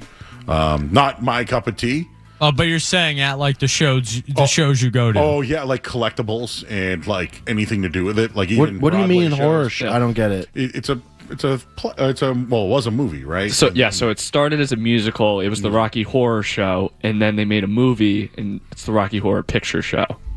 So it's just Evil Rocky? No. Think like it's got nothing to do with Rocky. Think like Frankenstein, like totally drugged on LGBTQ and like sex and Broadway. I'm even more confused. Tim Curry's in drag. I'm even more confused than I was to start. I thought it was just like evil Rocky. Rocky Balboa. But now I'm even more confused. Well, you were saying he's a popular card, so it's like, oh. I can't believe this right now. Joe, are you in front of me? Pull up your phone and just type in Rocky Horror Picture Show. He thought it was an evil Rocky Balboa? There is a Rocky musical, actually. Derek, this is what I Do mean. we have to make Street Team Joe do an evil Rocky musical TikTok now? That's an idea. I don't understand this. I don't understand what I'm looking at. Do you see what I mean? Do you know what I mean by, like, we could make a musical? Absolutely. Like, what am I looking at right here? It's just... Are you looking at Tim Curry and drag? Look at the wiki. Read about it. Educate yourself. Nothing better on the show that we bring in a rotation of 20 to 22-year-old interns, and every time without fail they educate Street Team Joe at length about things that happened in the 1970s, 80s, 90s. Just to help you a little bit, it has nothing to do with Rocky Balboa. I got that now. But an evil Rocky Balboa could be cool. Oh my God, I lost it. You've seen this, the Rocky Horror? Like, yeah, well, I went to Catholic school. We did plays. And how is this a card? They have collectible items like cards and stuff, and memorabilia and all sorts of stuff. See, that's where I thought you were talking about Rocky Balboa. No. All right, next. Yeah, next. I'm going to be thinking about evil Rocky for probably the rest of my life. Adrian. I hate you, Adrian. Dun, dun, dun. Adrian. Would it be like Frankenstein Rocky, or is he like, more of a Jason or Freddy? I was thinking Michael Myers. Paul, you don't want a piece of this, man. I'll hurt you worse than the Russian. Apollo's kind of like his Freddy Krueger, if you really think about it, The horror is already, he was Chubbs and Happy Gilmore. With his hand with the alligator. All right, next. I don't even, where do we go from here, gentlemen? All right. All right, something I think the gentlemen in the room might be experts on. Our friends over at Little Debbie's are introducing a new product. It is the Fudge Round Cream Pie, coming to stores soon. This one. Keep it together. Very unprofessional. I apologize. This guy's still there. I'm going to be thinking about Evil Rocky for weeks, man. The traditional fudge round replaces the chocolate filling and icing with a vanilla sweet cream in the middle and icing on the top. Gentlemen, are we in or out on the fudge round cream pies? In. Out. Oh, man, those sound pretty good. I didn't know Little Debbie was still a thing. Derek, what don't you like about cream pies? I don't like a lot of foods. We've talked about this, Joe. I've never had a cream pie. Okay. Joe, I don't think you can ask an intern that. Yeah. I was just going to say, we're not going to laugh about that. And we're going to laugh about Evil Rocky, but cream pie. Have you had a cream pie? Flies? I didn't even realize it until after I said it. Next, please. Oh, my God. This is great. What the hell? What happened tonight? Starting with the offsides. Guys, we're off the rails. Did the soccer match make us all hooligans? I don't understand it. All right, gentlemen. Something that maybe can get us back on track is McDonald's bringing back an institution. The fried apple pie returns. Gentlemen, are we in or out on the McDonald's fried apple pie? I was 10 years old the last time I had one. A fried apple pie? Oh. You ever had the apple pie from? Don't they always have an apple pie? No. That one's an oven apple pie. This one is the cold, dropped. I don't know if I've had it. You haven't, because it came out last in 1992. I'm in. Yeah, I'm in. Do you eat McDonald's? Yeah. When's the last time you've had McDonald's? Like last week or 2 weeks ago. Oh, okay. So, all right. So you are a healthy kid. What do you eat? I eat chicken nuggets, French fries, pizza, waffles. Like when you woke up, like me, when I woke up this morning, Yep. I made eggs and sausage. And then I got 2 pieces of Italian bread, put them on top of the egg while they were in the pan, and I flipped it. And then I put the sausages on, put a little bit of ketchup on it, made the sandwich, cut it, ate it with a fork instead of my hands. You know what I had Nice. recently was poached eggs. Love poached eggs. They're so good. What you do is you boil some water, you break it, put it in. Put a little vinegar in there too. Yep, and then you take it out with a little like net. Like a net. And then you pop that right on some corned beef hash. Or a sausage. Little hollandaise sauce. Yeah. Now we have eggs Benedict. What were we talking about? The apple pie. McDonald's apple pie. Oh my God, this thing was delicious. Because again, it's an oven baked pie right now. This would be a frozen then deep fried. So, like, we put it in McFlurry. Well, if you put a McFlurry on top of it, the McFlurry would burn. So yes, you could, but it wouldn't do anything. We'll bring them in. Yeah. Have a taste test. I'm in. With some, yeah. Thank you. When did you discover poached eggs? Someone wants to know. When did I discover poached eggs? Maybe in college. Okay. And they're my favorite type of egg. What's your favorite type of egg? I haven't had an egg. What? Ever. You've never had an egg, I've Derek? never had an egg. Why? Is it the texture? The look? I've just never tried it. Omelet? No. So, do you ever had a breakfast sandwich? No. This is the weirdest in or out of all time. It really is. You guys are ruining this. Wait a second. Chickens. Yeah. They lay eggs. Yep. And then we take them. And we break them and put them in bowls, and then we, stir them, whisk them, whatever. You don't have to whisk them. You can also just break it and drop the egg on the pan, too. There's many ways to eat it. I like scrambled. You mentioned poached. There's over easy. Fried. You've had none of them. Yeah, So, over easy. Over Sunny hard. side up. Yeah. Sunny side up. I forgot about that. You've never had an egg in your life. No. What do you eat for breakfast? 2 mini Eggo cinnamon toast waffles. Like every day? Every morning. With syrup? No. Butter? No. Just plain. Do you eat you raw dog? I pop them in the toaster for like 3 minutes and then I eat And them. then you just eat them by hand? Yeah. Like they're little, walking bites? Yeah. Not like a fork and knife with butter and syrup? No, just with my hands. Every day. Pretty much every day. Would you eat an egg if I... If you made me eat one, yeah, probably. I think you'd like it. I bet he would like a McGriddle. Yeah, the explosion. That's like the, You like the syrup? pancakes. You like pancakes? Yeah, I like It's pancakes. like pancakes as the buns, and they have a little syrup in it, and then it's got like a sausage, egg, and cheese in the middle. Okay. Do you like sausage?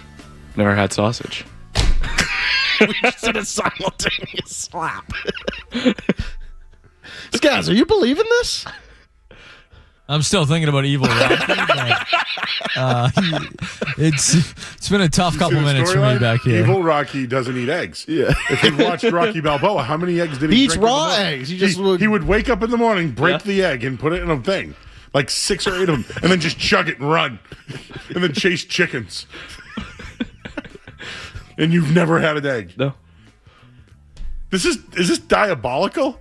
Like, what I is feel like this? that's wild. You never had a sausage? No. My buddy Dom owns a sausage company. Really? Yeah, we can do a whole tour. What do you think are the most popular foods you've never had? Like, you got to be going out to dinner and your friends are like, you've never had a burger? Just real quick, before you answer that, you have a girlfriend, right? Yes. Okay. When you met her, did she discover your limits of, like, your palate? So here's the thing. She's about as picky as I am. So that's why you guys are great Yeah. together. Yeah. Because you guys... So what's a dinner date for you two look like? A dinner date for us is either chicken fingers and a hamburger or pizza and pasta. So the kids menu. Yes, it actually is the kids menu. So like what's the nicest restaurant? What's your favorite restaurant? Oh, like where do you like to go the most? It can be anything. We like to go to Bertucci's. We like Bertucci's. I love Bertucci's. Yeah. Yeah, they get the best rolls. Oh, the rolls are so good. Yeah, and I like their sausage soup, but you don't eat sausage. I do not. I like their Solano pizza because it comes with broccoli and chicken with cheese. You ever had that? No. What do you just get, a plain cheese? Plain cheese, yeah. What about, do you eat breadsticks too? Sometimes we get the mozzarella.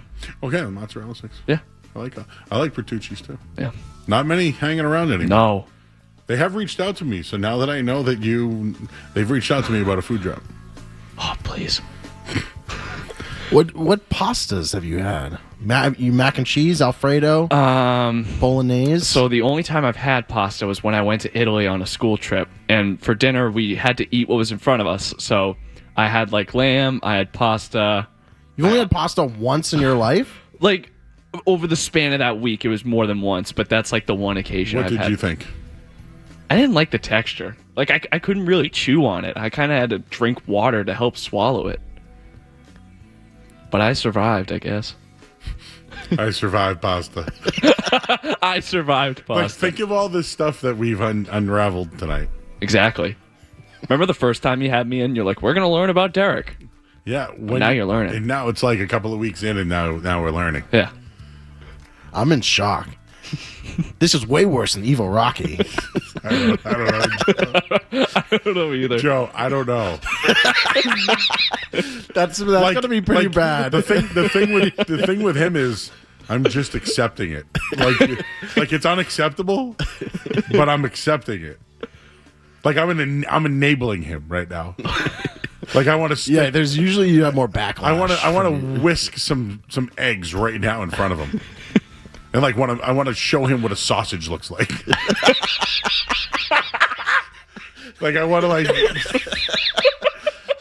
want to show him what an egg sandwich is.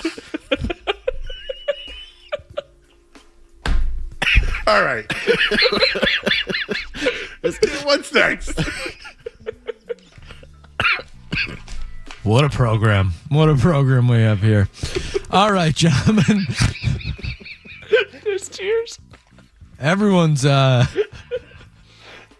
soccer fever right now. A couple other fevers going around as well.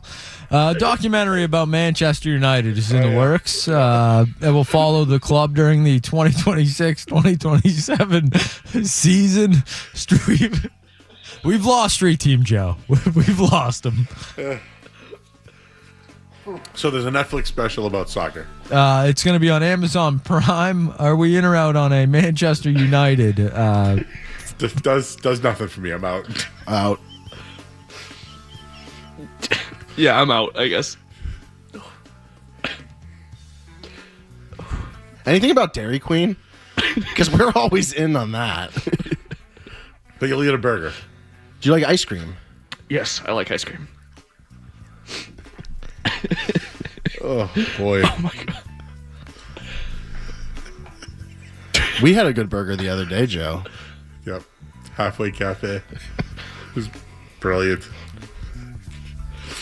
I'm bringing him to Dom's. I'm going to call Dom and I'm like, dude, my intern has never had a sausage before. And do you eat steak tips? I've never had steak. What? No. I was actually going to answer your question and say steak. Because you asked me what the most popular food I've never had was. Chicken parm? Yes, yeah. Steak. All right, Derek, I grew up with a kid. Friend of mine growing up, he really ate peanut butter and butter sandwiches as a kid. He would only drink little. Do you remember teeny drinks? They're called juicies. No. You like the little barrels, the hugs there. I don't know. Oh yeah, the hugs. Yeah, the little hugs. barrels. Yeah. When we were kids, dude, that was like a treat for us. Mm-hmm. Like you get yourself a teeny, they call them, or barrel, whatever. That was it. And then we chicken nuggets and pizza at night. Mm-hmm. That was it. Or McDonald's, like chicken nuggets at McDonald's. Yeah. Elio's. Yeah. Oh yeah. Yeah. Ilias. But like this kid, and he would eat like Twix and Reese's peanut butter cups. Maybe a Kit Kat. But like that was it. Is that kind of your palate? No, it's definitely not that restricted. So like, what do you have for dinner? Probably pizza or chicken. From out like you're ordering it in? No, like I'll have dinosaur chicken nuggets we got from the grocery store. Chicken nuggets. For example, I got hot dogs today. Yep. Have you ever had a hot dog? Yes. Do you like hot dogs? No. Okay. And a hamburger? Yeah. You don't like it? I mean, I've had it. I was training to be a camp counselor on Saturday, and we served either hamburgers or hot dogs. I got a hamburger. I took the patty off, cut off the beef, I ate the beef separately, and I ate the buns. Yeah. Yeah, that's a steak. Yeah. No, it was solid. I liked it. It's fine. Not your preference. But you would eat it to survive. Yeah, I'm not going to go out of my way to eat it, but I'll eat it to survive. It's impressive. Like, this is... I'm in a shock. Yeah. The eggs is the craziest one. Have you ever had a pepperoni pizza? Yes, but I usually just pick the pepperoni But off. it's just plain cheese. Yeah. Okay. So, like, what did you do for school lunch? First I would get the chicken patties, and then I just started bringing in my own lunch. But, like, what do you bring? Like, do you like peanut butter and jelly? Peanut butter and fluff. Fluff, I love fluff. Yeah. So, out on jelly? I've never had jelly. So you don't even know what peanut butter jelly time is? No, well, I'm familiar with the meme or whatever you'd call it, but no.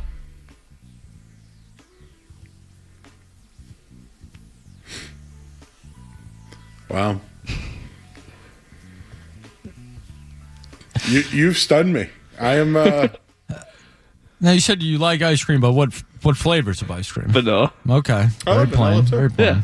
Would you put like chocolate sprinkles on them or whipped cream? Whipped cream, yeah. Cherries? Nah. Are your parents aware that your diet is... Oh, yeah. So growing up, did you eat separate from your family? No. You guys had pizza every night? Like we would order out, or if we're eating at home, they'd make something and then they'd make like chicken nuggets. So like 4th of July is coming and you live on the South Shore. Yeah. Do you guys go out? What do you do?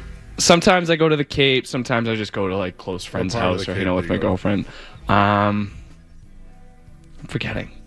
Okay. What would you guys eat on 4th of July? Like usually a hamburger, probably. But like, what do you eat?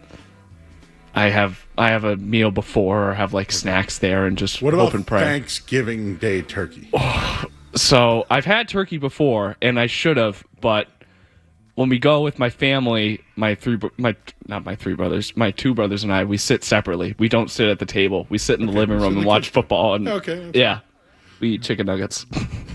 All of you guys do. I think they make pasta for the other two, but I What have chicken about nuggets. potatoes mashed or French fries? French fries? Yeah, But you won't eat mashed potatoes. yeah, and I've had mashed potatoes before. But no. So you'll have French fries. Yes. Do you like onion rings? Yes. Okay. Oh, okay. Oh, that's something. Onion rings. It moved. Okay. But you don't like stuffing or... Like Chipotle? No Chipotle. No, never had Chipotle. What about lobster? No. Calzones? No. Never had a calzone. Turkey BLT? No. Just never had it. Salad. Yeah. Salad? Never had a salad. I mean, I've had a salad. I just don't. Subway? I had one Subway sandwich. I couldn't tell you what was in it, but... What about corn? Trying to remember. I don't think I've had corn. What about drinks like Capri Sun? Yeah, Capri Sun, Kool-Aid. Soda. Huggy Bombs? I used to be a big Pepsi guy, but now I mostly just drink water or like a Barks root beer. Barks? Why does it have to be just Barks? Because I used to like Mug, but there's just something about What about Barks. A&W? No. No, I like Barks too. Well, Yeah. I'm a soda addict. Okay. I don't drink soda anymore, but I loved Barks myself. Yeah. Mug had a different taste to it. Mm-hmm. But I ended up, whenever I saw A&W, I got it. Yeah. Root beer talk. Oh, and I love root beer out of a bottle. Like a glass bottle or like an A&W bottle or a glass bottle. Yeah. Not the plastic. Okay. Something you get at like a barbecue joint. Okay. This is thrilling. The YouTube chat is going wild right now. Do you think you're getting enough nutrition? I would suppose not. I don't think I am either. But I was just curious. I mean, I'm definitely surviving. I'm here. Like, I had eggs and sausage for breakfast. I did not have lunch. And I had 2 hot dogs and French fries for dinner. Yeah. Seems to me like you're hitting all the major food groups. Yep. And I got hot dogs because of Eddie Andelman, I think. Yeah, we talked about that. I didn't think about that at the time, but then... It's wild. You're hot. You walk into Five Guys and you get hot dogs. I'm telling you, bro. They're elite. I'm going to have to try that. What about bacon, dude? You had bacon? I've had bacon, yeah. You're not... It's pretty solid. Grilled cheese? Have you ever had like I had a grilled cheese. It was pretty solid. What about mac and cheese? I had mac and cheese one time. Okay, so you're just a fries side guy. What about soup? No. Clam chowder? No, I've never had clam chowder. Ramen? No. Cereal? No.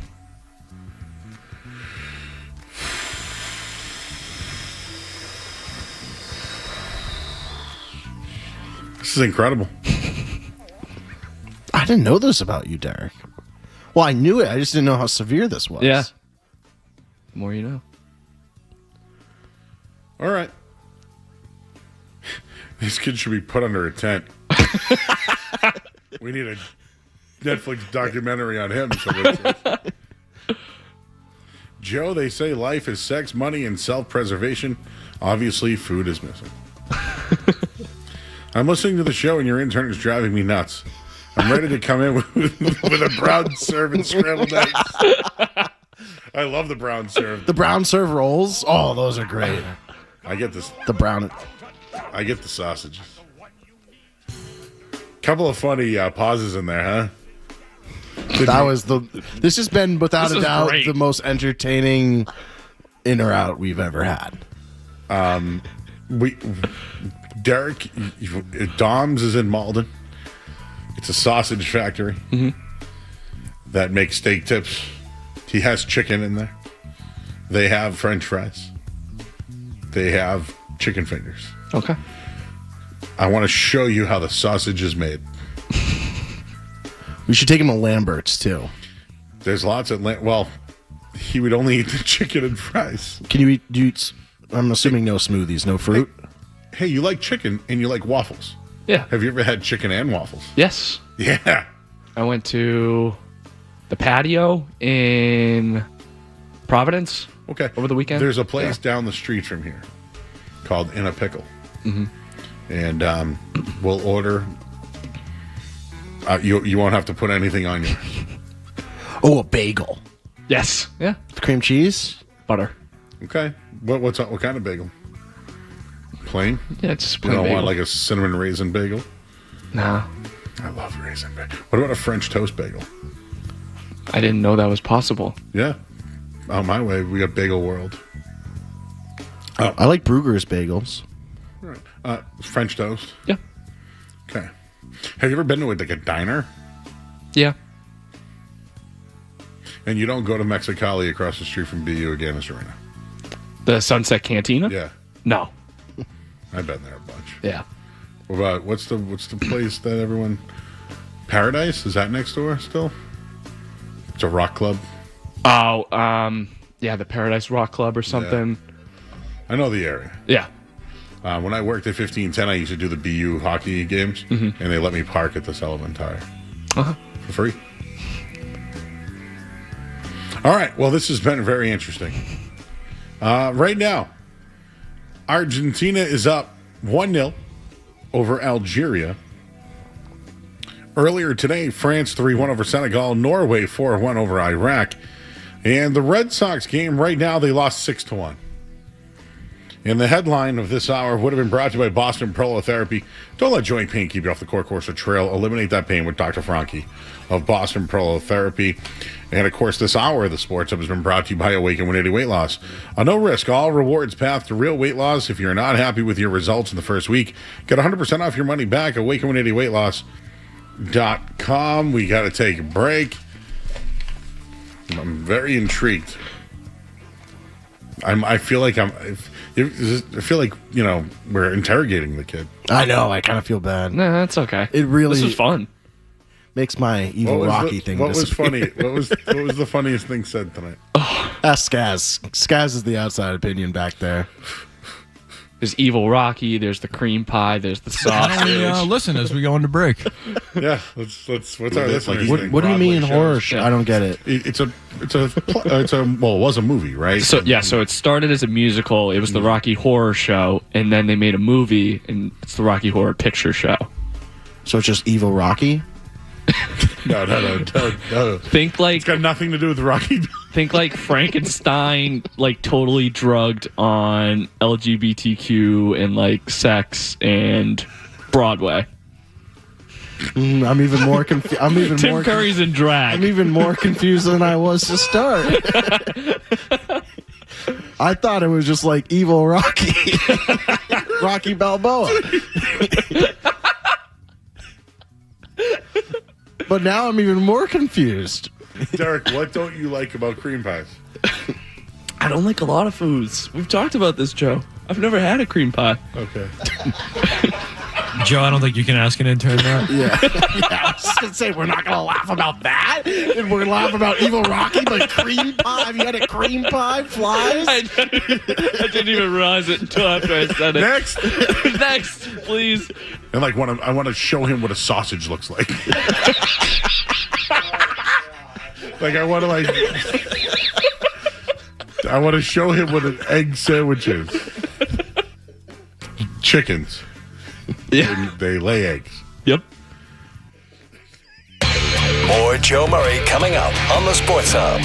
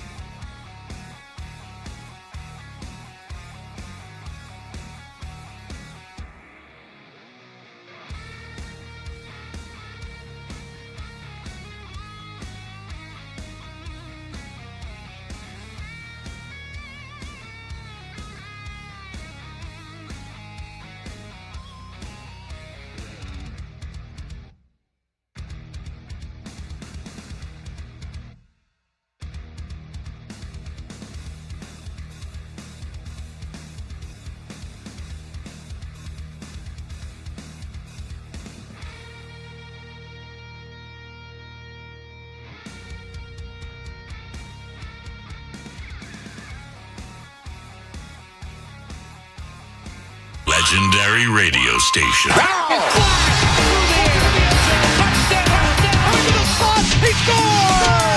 It's the Sports Hub.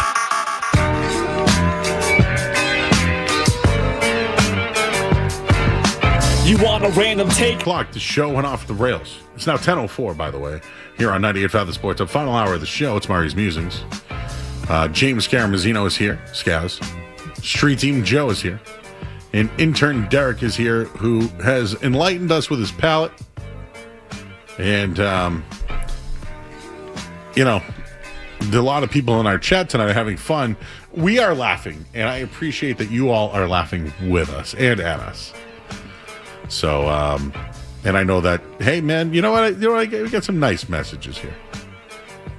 Joe, you going to complain about people who don't eat steak and eggs? No. Told you, Derek. When I tell people I don't eat salad, they look at me like I'm crazy. But you don't eat salad. No. I'm not going to tell them what else you don't eat. But when they come around, and you won't even eat the soup, huh? No. I'll eat your. Would you give me your soup? Yeah. Thank you.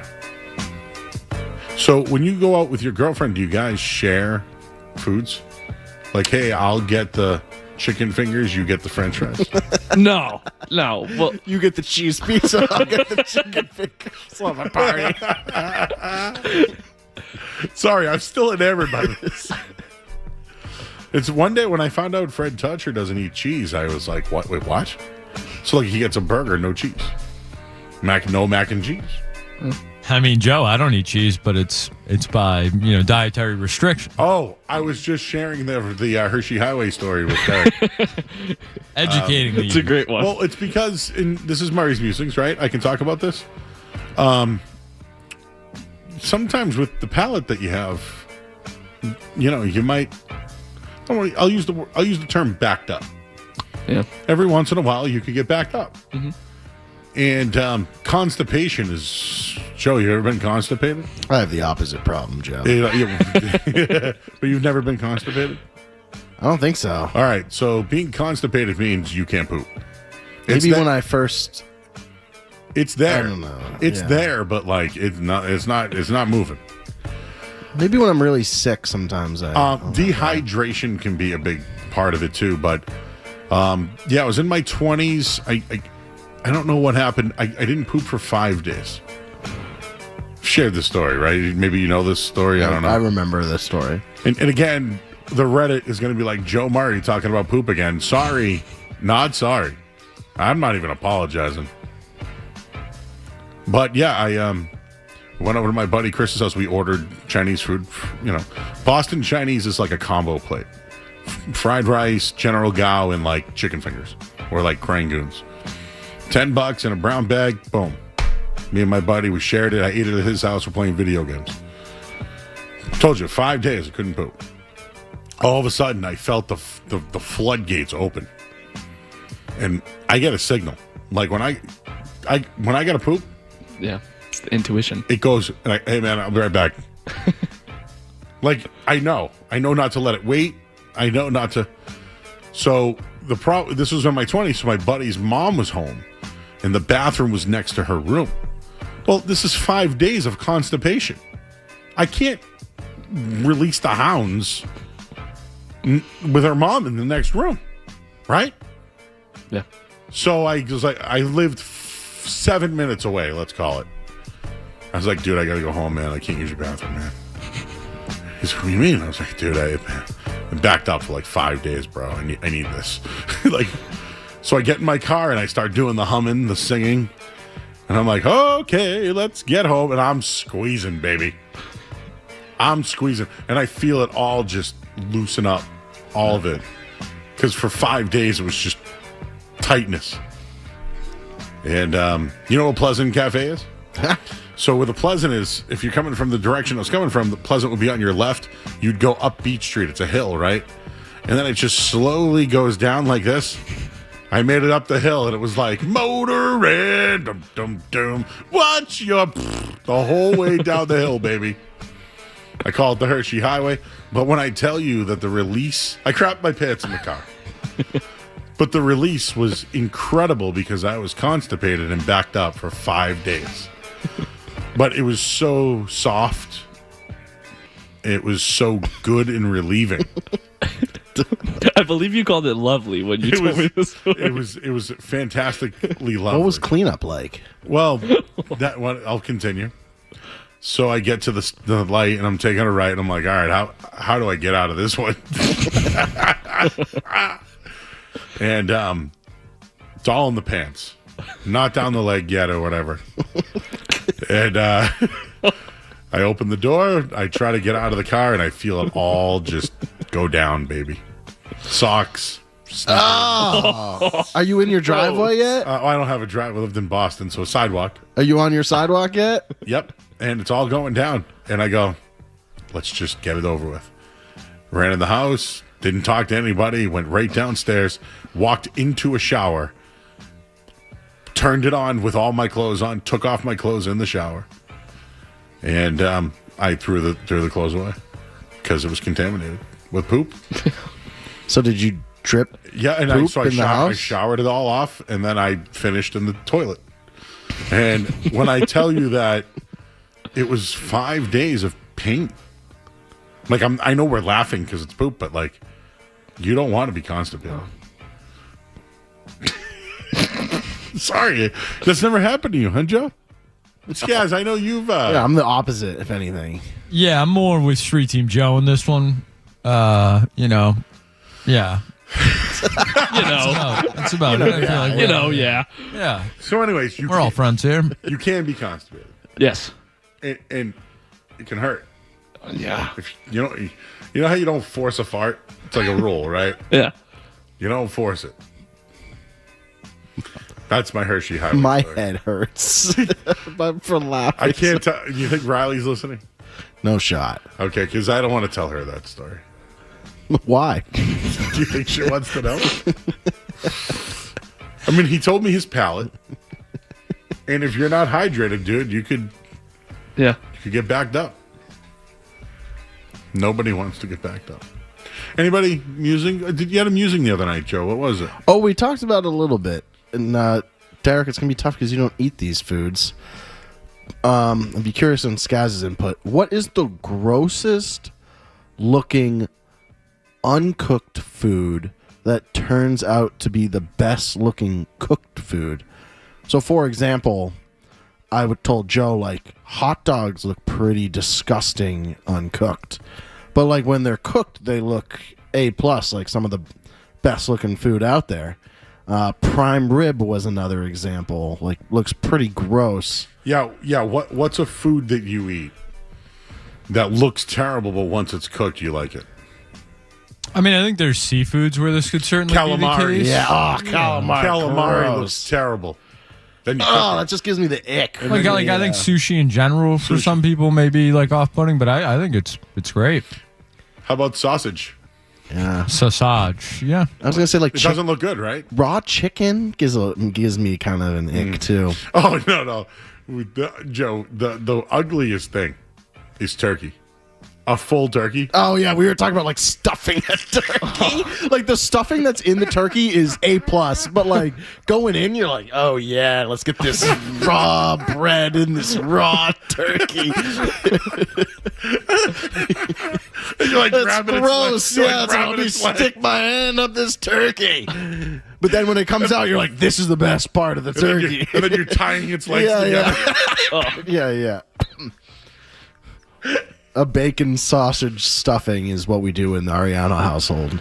And we stuff that bird. 5 calls says it all. Grossest food. 5 foods that you see raw that look better when it's cooked. 617-779-0985. Sorry, Skaz. Okay, let's talk to Rajiv. Rajiv. Hey, what's up, guys? What's up? You guys have had me cracking up. Everything ever since the start with, Evil Rocky, on down to, I thought STJ, you not eating cold cuts and stuff was sort of the hot take. But listening to Derek, My cheeks have been hurting so much from all the laughing and stuff. This has been one of the best segments that you guys have had. It's epic. And when, Scaz says that it was off the rails, that's what it definitely felt like. This has been a great night. I was crying, my eyes. Rajiv, is there any specials we should know about going on at any fast food joints? Yeah. DQ has the 50-cent deal going on with some of their drinks. If there's Little Caesars near you and you're an Amazon Prime member, you can get $5 large pizzas till I think the 21st. Whoa. And I know you're a Chipotle guy, so you can get, I think, like you can get a free side or the free Adobe Lime crema or something when you do some orders. So yeah, there's some deals going on out there. Have you had the Adobe Lime? No, I haven't. I've been dying to try it. Yeah, it does look pretty good. It's like a sour cream it's like a cilantro lime sour cream. Yep. Yeah. No, Regime, love that. But no, you guys have been epic tonight. This has been great, and in the chat, it's been hilarious too. So thank you. Kudos to everyone. This was a great off the rail segment. Rajiv, is there a food that you see that's raw, but when you eat it, it tastes incredible?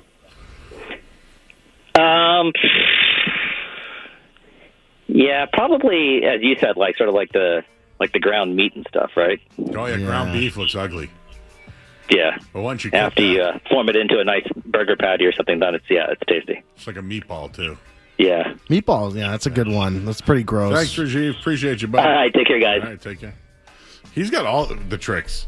No, he knows. I could use a daily Rajiv segment of like what's going. The DQ, 50-cent drink. I'm curious what he meant by that. 5 calls says it all. Foods that you see that are ugly, but once you cook it, looks great. It looks great. Tyler is an Ipswich. Tyler, form it into a nice burger patty or something. Then it's tasty. Hey, Tyler. Meatball too. Yeah, meatball. Yeah, Tyler. Pretty gross. Thanks, Rajiv. Appreciate you, buddy. Take care. He's got all the tricks. No, he knows. I could use a daily Rajiv segment of like what's wrong. The DQ. This is great radio. You sound masculine. Let it go. Let it go. 5 calls says it all. Foods that you see that are ugly. Well, once you cook it, it's great. It looks great. Tyler, isn't it? Hey, Tyler. How we doing? How you doing? What's up, Tyler? What's up, bud? Not much. How we doing? Great. How you doing? Doing good. What's going on with you tonight? Not a whole lot. Yeah, what's going on in Ipswich? You ever been in Ipswich? You ever had a North Shore beef up in Ipswich? Yeah. I go to Zeno's. Cho Zeno's. There you go. That was going to be my recommendation. Yeah. Cho Bridge is my spot, bro. Hey, the Scottish have been taking over here. I know. The Scottish are all over the Cho Bridge pub. Yep. Great beer. Great beer, yeah. I'm surprised they haven't cleared the kegs yet. That's actually my favorite clam plate. Is at Cho Bridge. I like Farnham's. I'll go to Woodman's. I like CK Pearl. Woodman's is good too, yeah. But I'm not. The only reason why I'm not a clam box guy is because I can't get in there. Oh yeah, the line's ridiculous. You ever had fried clams, Derek? Fried clam strips, but no bellies. No. Oh, okay. No. Just go to the Cho Bridge pub. Yeah. Get the scallops there. The scallops are unbelievable there. What's a food that looks ugly at first, but when you eat it, it's incredible? I know. I was thinking about that. Anything, any sushi, really. Scallops and clams. I'm not a big sushi guy, but I look at them and I'll eat it. I'll be like, this is surprisingly good. Oh. Not bad. All right, Tyler. What else is going on? Not much. Just enjoying you guys. Thank you. What are you, sitting in your driveway smoking a joint? Pretty much. How'd you know that?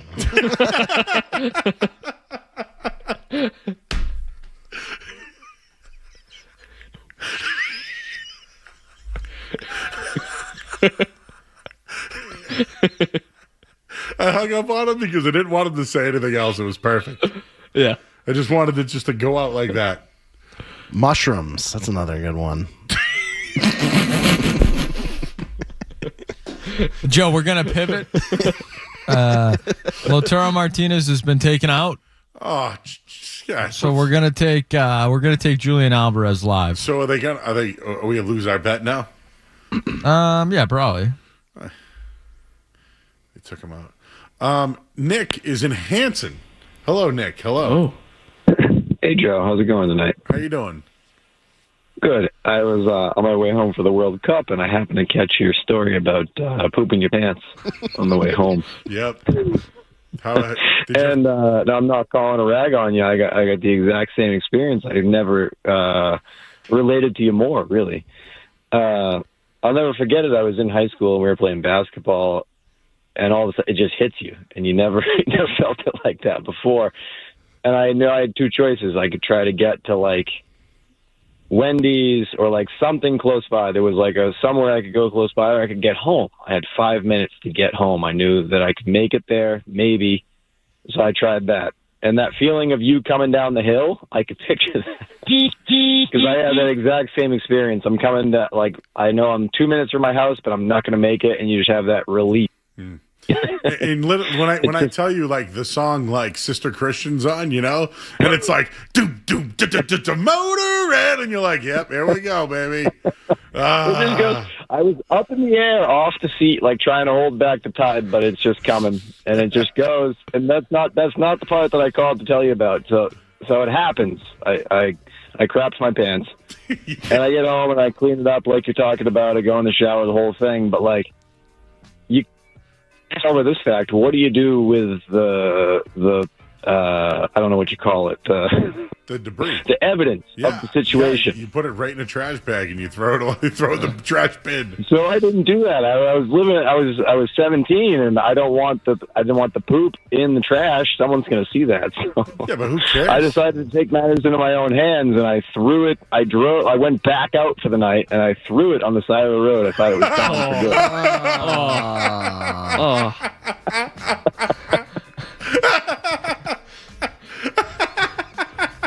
Derek, that's your town. If you dispose of it, it's gone, right? Okay, well, my mom's a jogger. She saw you she saw you skivvies? She goes, a day and a half later, she comes back and she goes, Nick, I'll never forget you. I saw something on the side of the road. I don't know what you're talking about. But she brought the underwear. Like, what are you going to do? Oh, God. Wait. She brought it home? So you... No. She's just like, I saw this. Oh. It's there. Like, I saw it there. Like, is it yours? And I'm like, no. Deny, accuse. No, that's not mine. You gaslit. Oh. You gaslit your mom. My own mother. Thanks. So, Joe, she just disposed of yours, but mine was the discovery days later. I thought about lighting mine on fire, to be honest with you. I didn't know what to do with it. I never thought of that. What do you do? So when I told you I did it, I went in the shower, cleaned it up, put it in the bag. You were like, what else, Joe? Yeah, what else, Joe? Where did it go? What did you do with the bag afterwards? That was poop in your trash. Right in the barrel, bro. Right in the barrel. Wrapped it and everything. Trash out. Smart. Yeah, that's what I should have done. Yeah. All right, Nick. Thank you, buddy. All right. How many calls is that? Do we have any more? No. I pooped in a parking lot before. What? Well, I didn't poop. I it was going to be like, I was going to poop my pants, but I decided that I wasn't going to let that happen. So I went and I just kind of dropped. It was nighttime, and I just dropped trow, and I just there. You popped and squatted. It was all of 10 seconds. How do you no wipe, huh? No, I mean, what was I going to wipe with? Yeah, but I don't want to be around you all night. No, well, I didn't. I proceeded to go home after that. Oh, okay. Like I wasn't out and partying, I've never done that. It was embarrassing. There's been plenty of women that I've watched pop and squat, but not men. Pee or poop? We got ourselves another goal! Goal! Lionel Messi! Was it Messi? He's going for a hat trick, everybody. Lionel Messi! The GOAT. at the 40-minute mark. 60-minute mark. I can't even see it. All right. Sarah is in Dedham. Hello, Sarah. Sarah. Hello. I thought you were How's in it bed. going? I am, but I had to call in because I have a funny poop story. Does it involve Tahiti? I do have a lot of poop-related Tahiti experiences. However, this was not one of them. Okay, let's hear it. So I was at a water park with one of my friends. I think we were probably like 12 or 13. And you know those water slides that just go straight down and your bathing suit goes right up your butt crack? Oh, yeah. Geronimo. So my friend and I went down. We get down to the pool at the bottom, and she just looks over at me, and she was like, "Oh no!" I was like, "Cool, what's going on?" She goes, "Some of the water just like shot up my butt." So I was like, "That's disgusting." She's like, "Oh, like I'm just gonna try to squeeze it out," and I was like, "Please do not do that." And we're still in the pool, and she tries to squeeze it out, and she goes, "I just pooped myself." Oh, pooped in the water park? In the pool. In the pool. So it's just sitting in her bathing suit now. She was like, she's like trying to figure out what to do with it. And I was like, "Get out of the pool." And she was like, "No, I gotta throw it." I was like, "Please Throw it.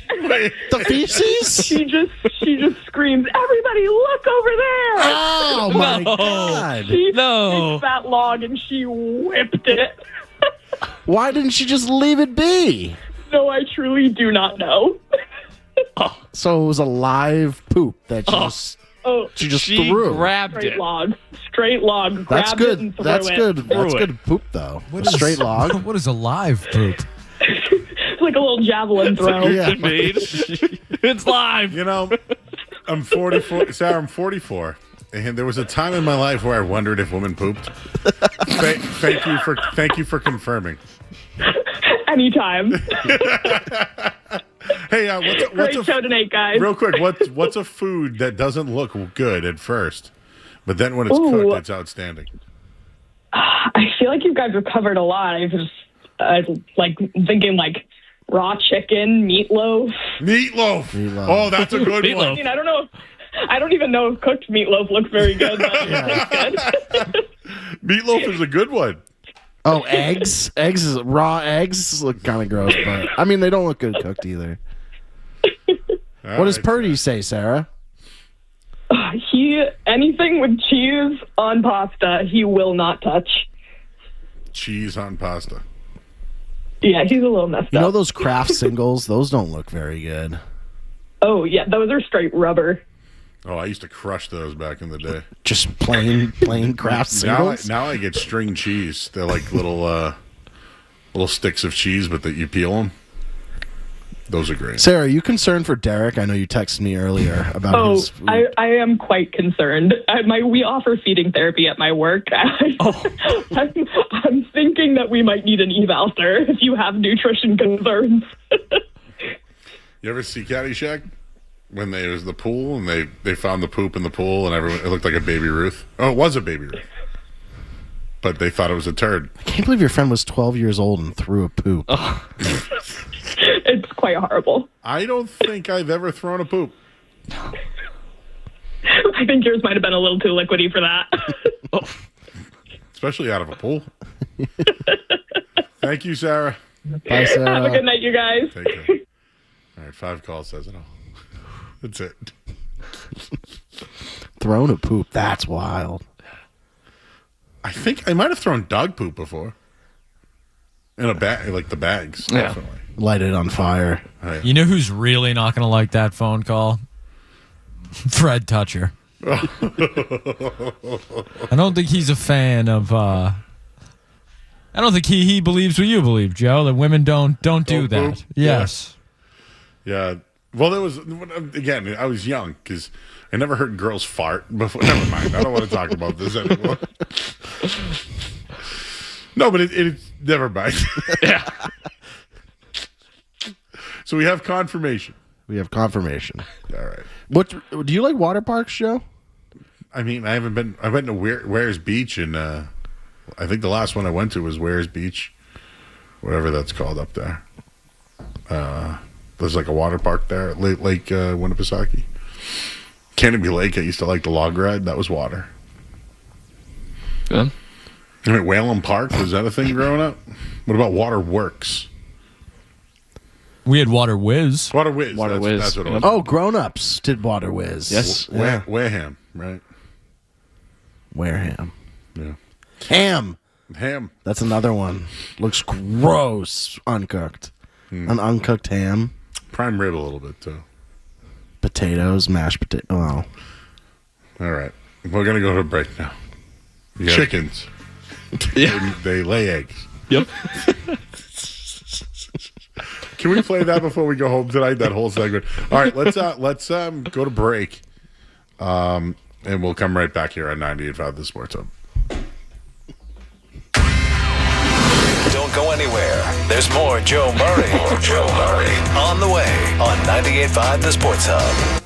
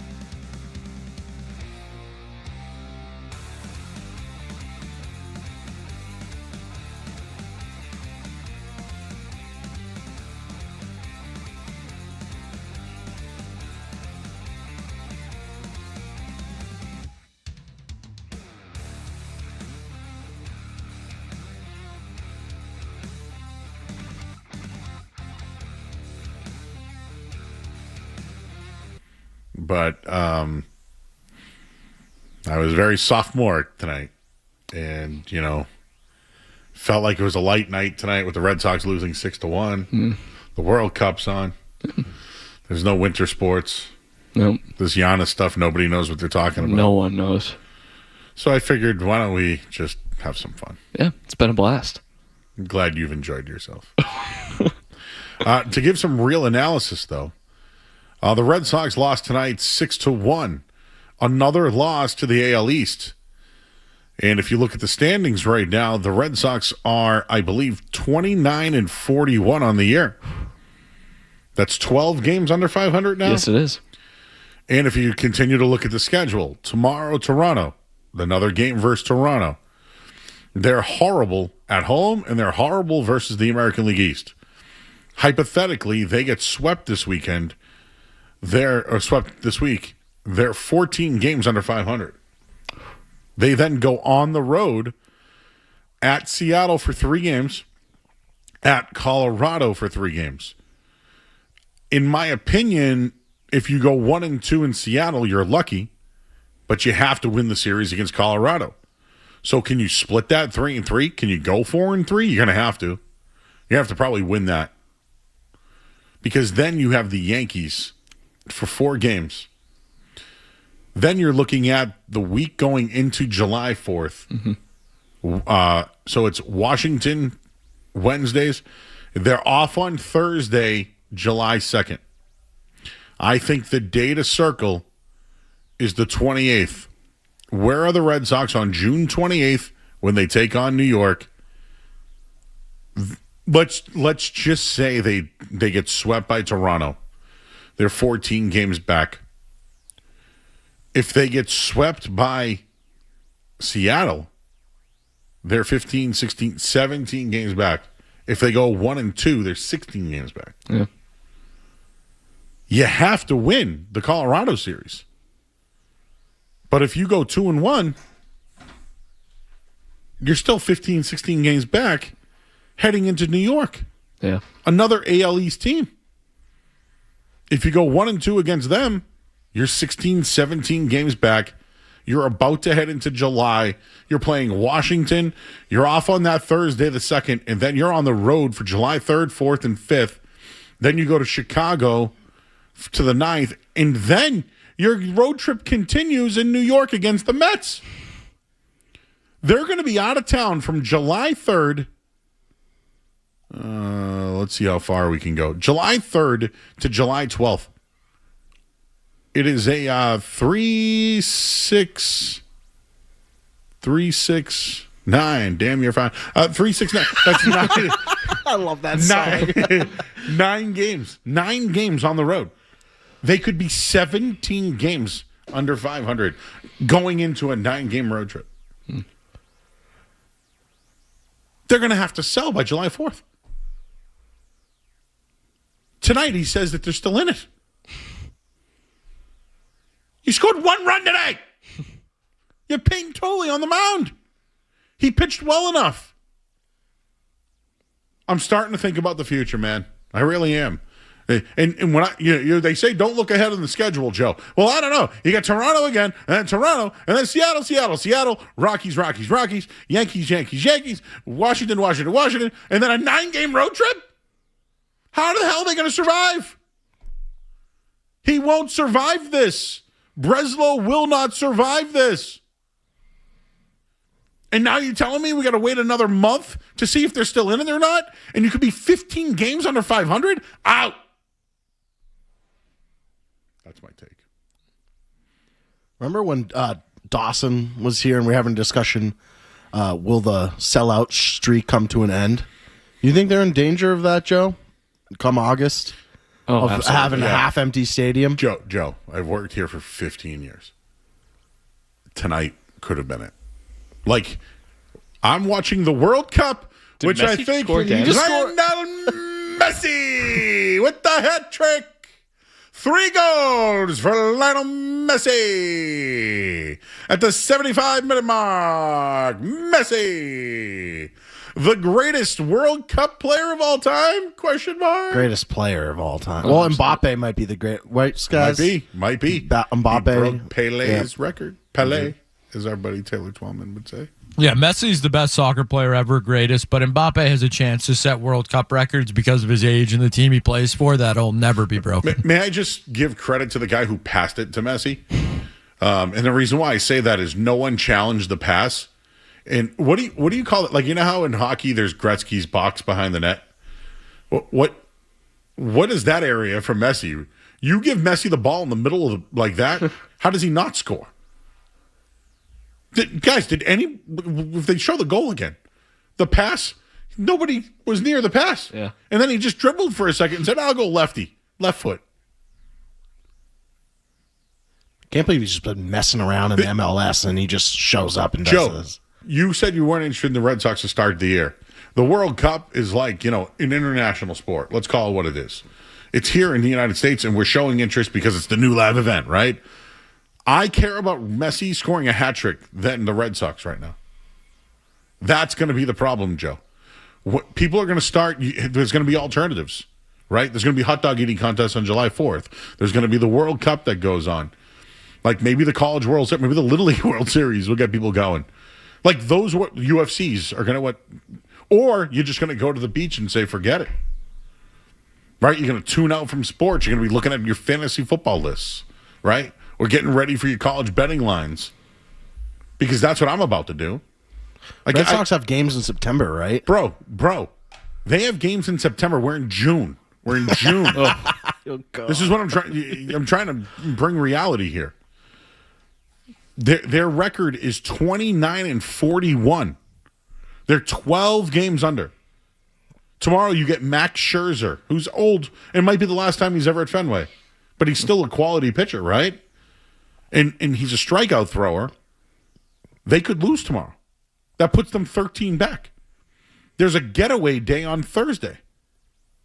You could get swept by Toronto. Now you're 14 games back. Then you're going on the road to Seattle.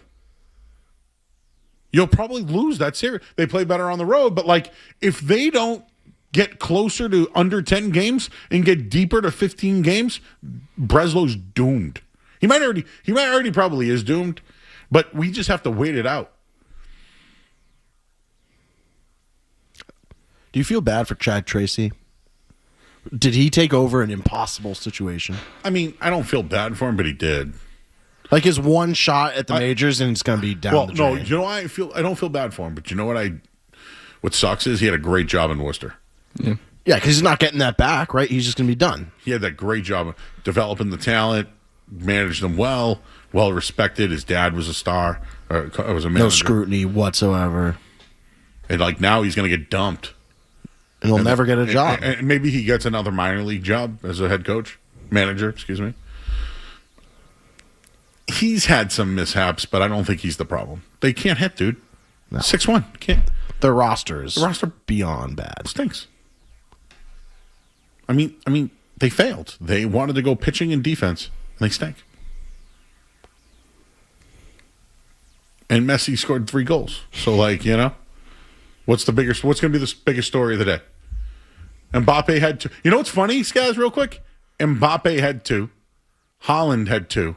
But Messi says, screw you. I'm going 3. I mean, talk about a good day for the World Cup, for the sport, for, Fox. You get Mbappe, Haaland, and Messi all, in America for the World Cup, and they show up huge in the group stage. I mean, this is setting up to be, it's always, the best sporting event of the year whenever it takes place, but I think we're going to have some upsets. It seems like a lot of teams are, more competitive than thought, and, some of the teams at the top aren't as competitive as we thought. So I'm looking forward to it, Joe. I don't want to talk about the Red Sox, so this is great. It's great, everybody. When do you think the Giannis news is dropping, Joe? Dude. Do you think this weekend we get it? We need something, bro. When's the draft? Next week? Next Tuesday. Week. Yeah. Monday. Maybe Sunday. Yeah, somewhere around there. All right. We'll get our final headline of the night. We're all here, everybody. Why don't we get you caught up on what happened tonight here on 98.5 The Sports Zone? Sports Hub headlines.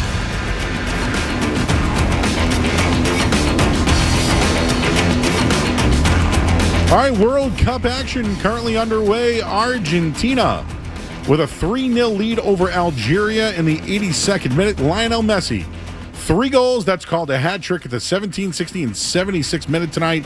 He tops Kylian Mbappe's 2 goals in the France's 3-1 win over the Senegal. And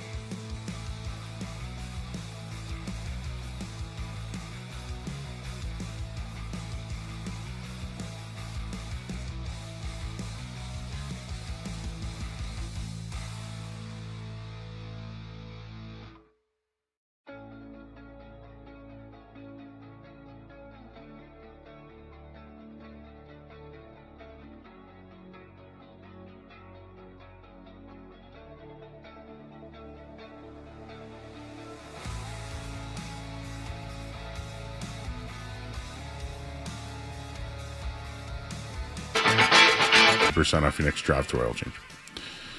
Well, tomorrow, what do we have tomorrow? We have more soccer tomorrow. The Red Sox play again tomorrow. Tomorrow you get Austria-Jordan in the morning, noon. Oh, that's tonight's guess. 12 a.m. tonight, Austria and Jordan. Austria, big favorite. Tomorrow you get Portugal, Congo.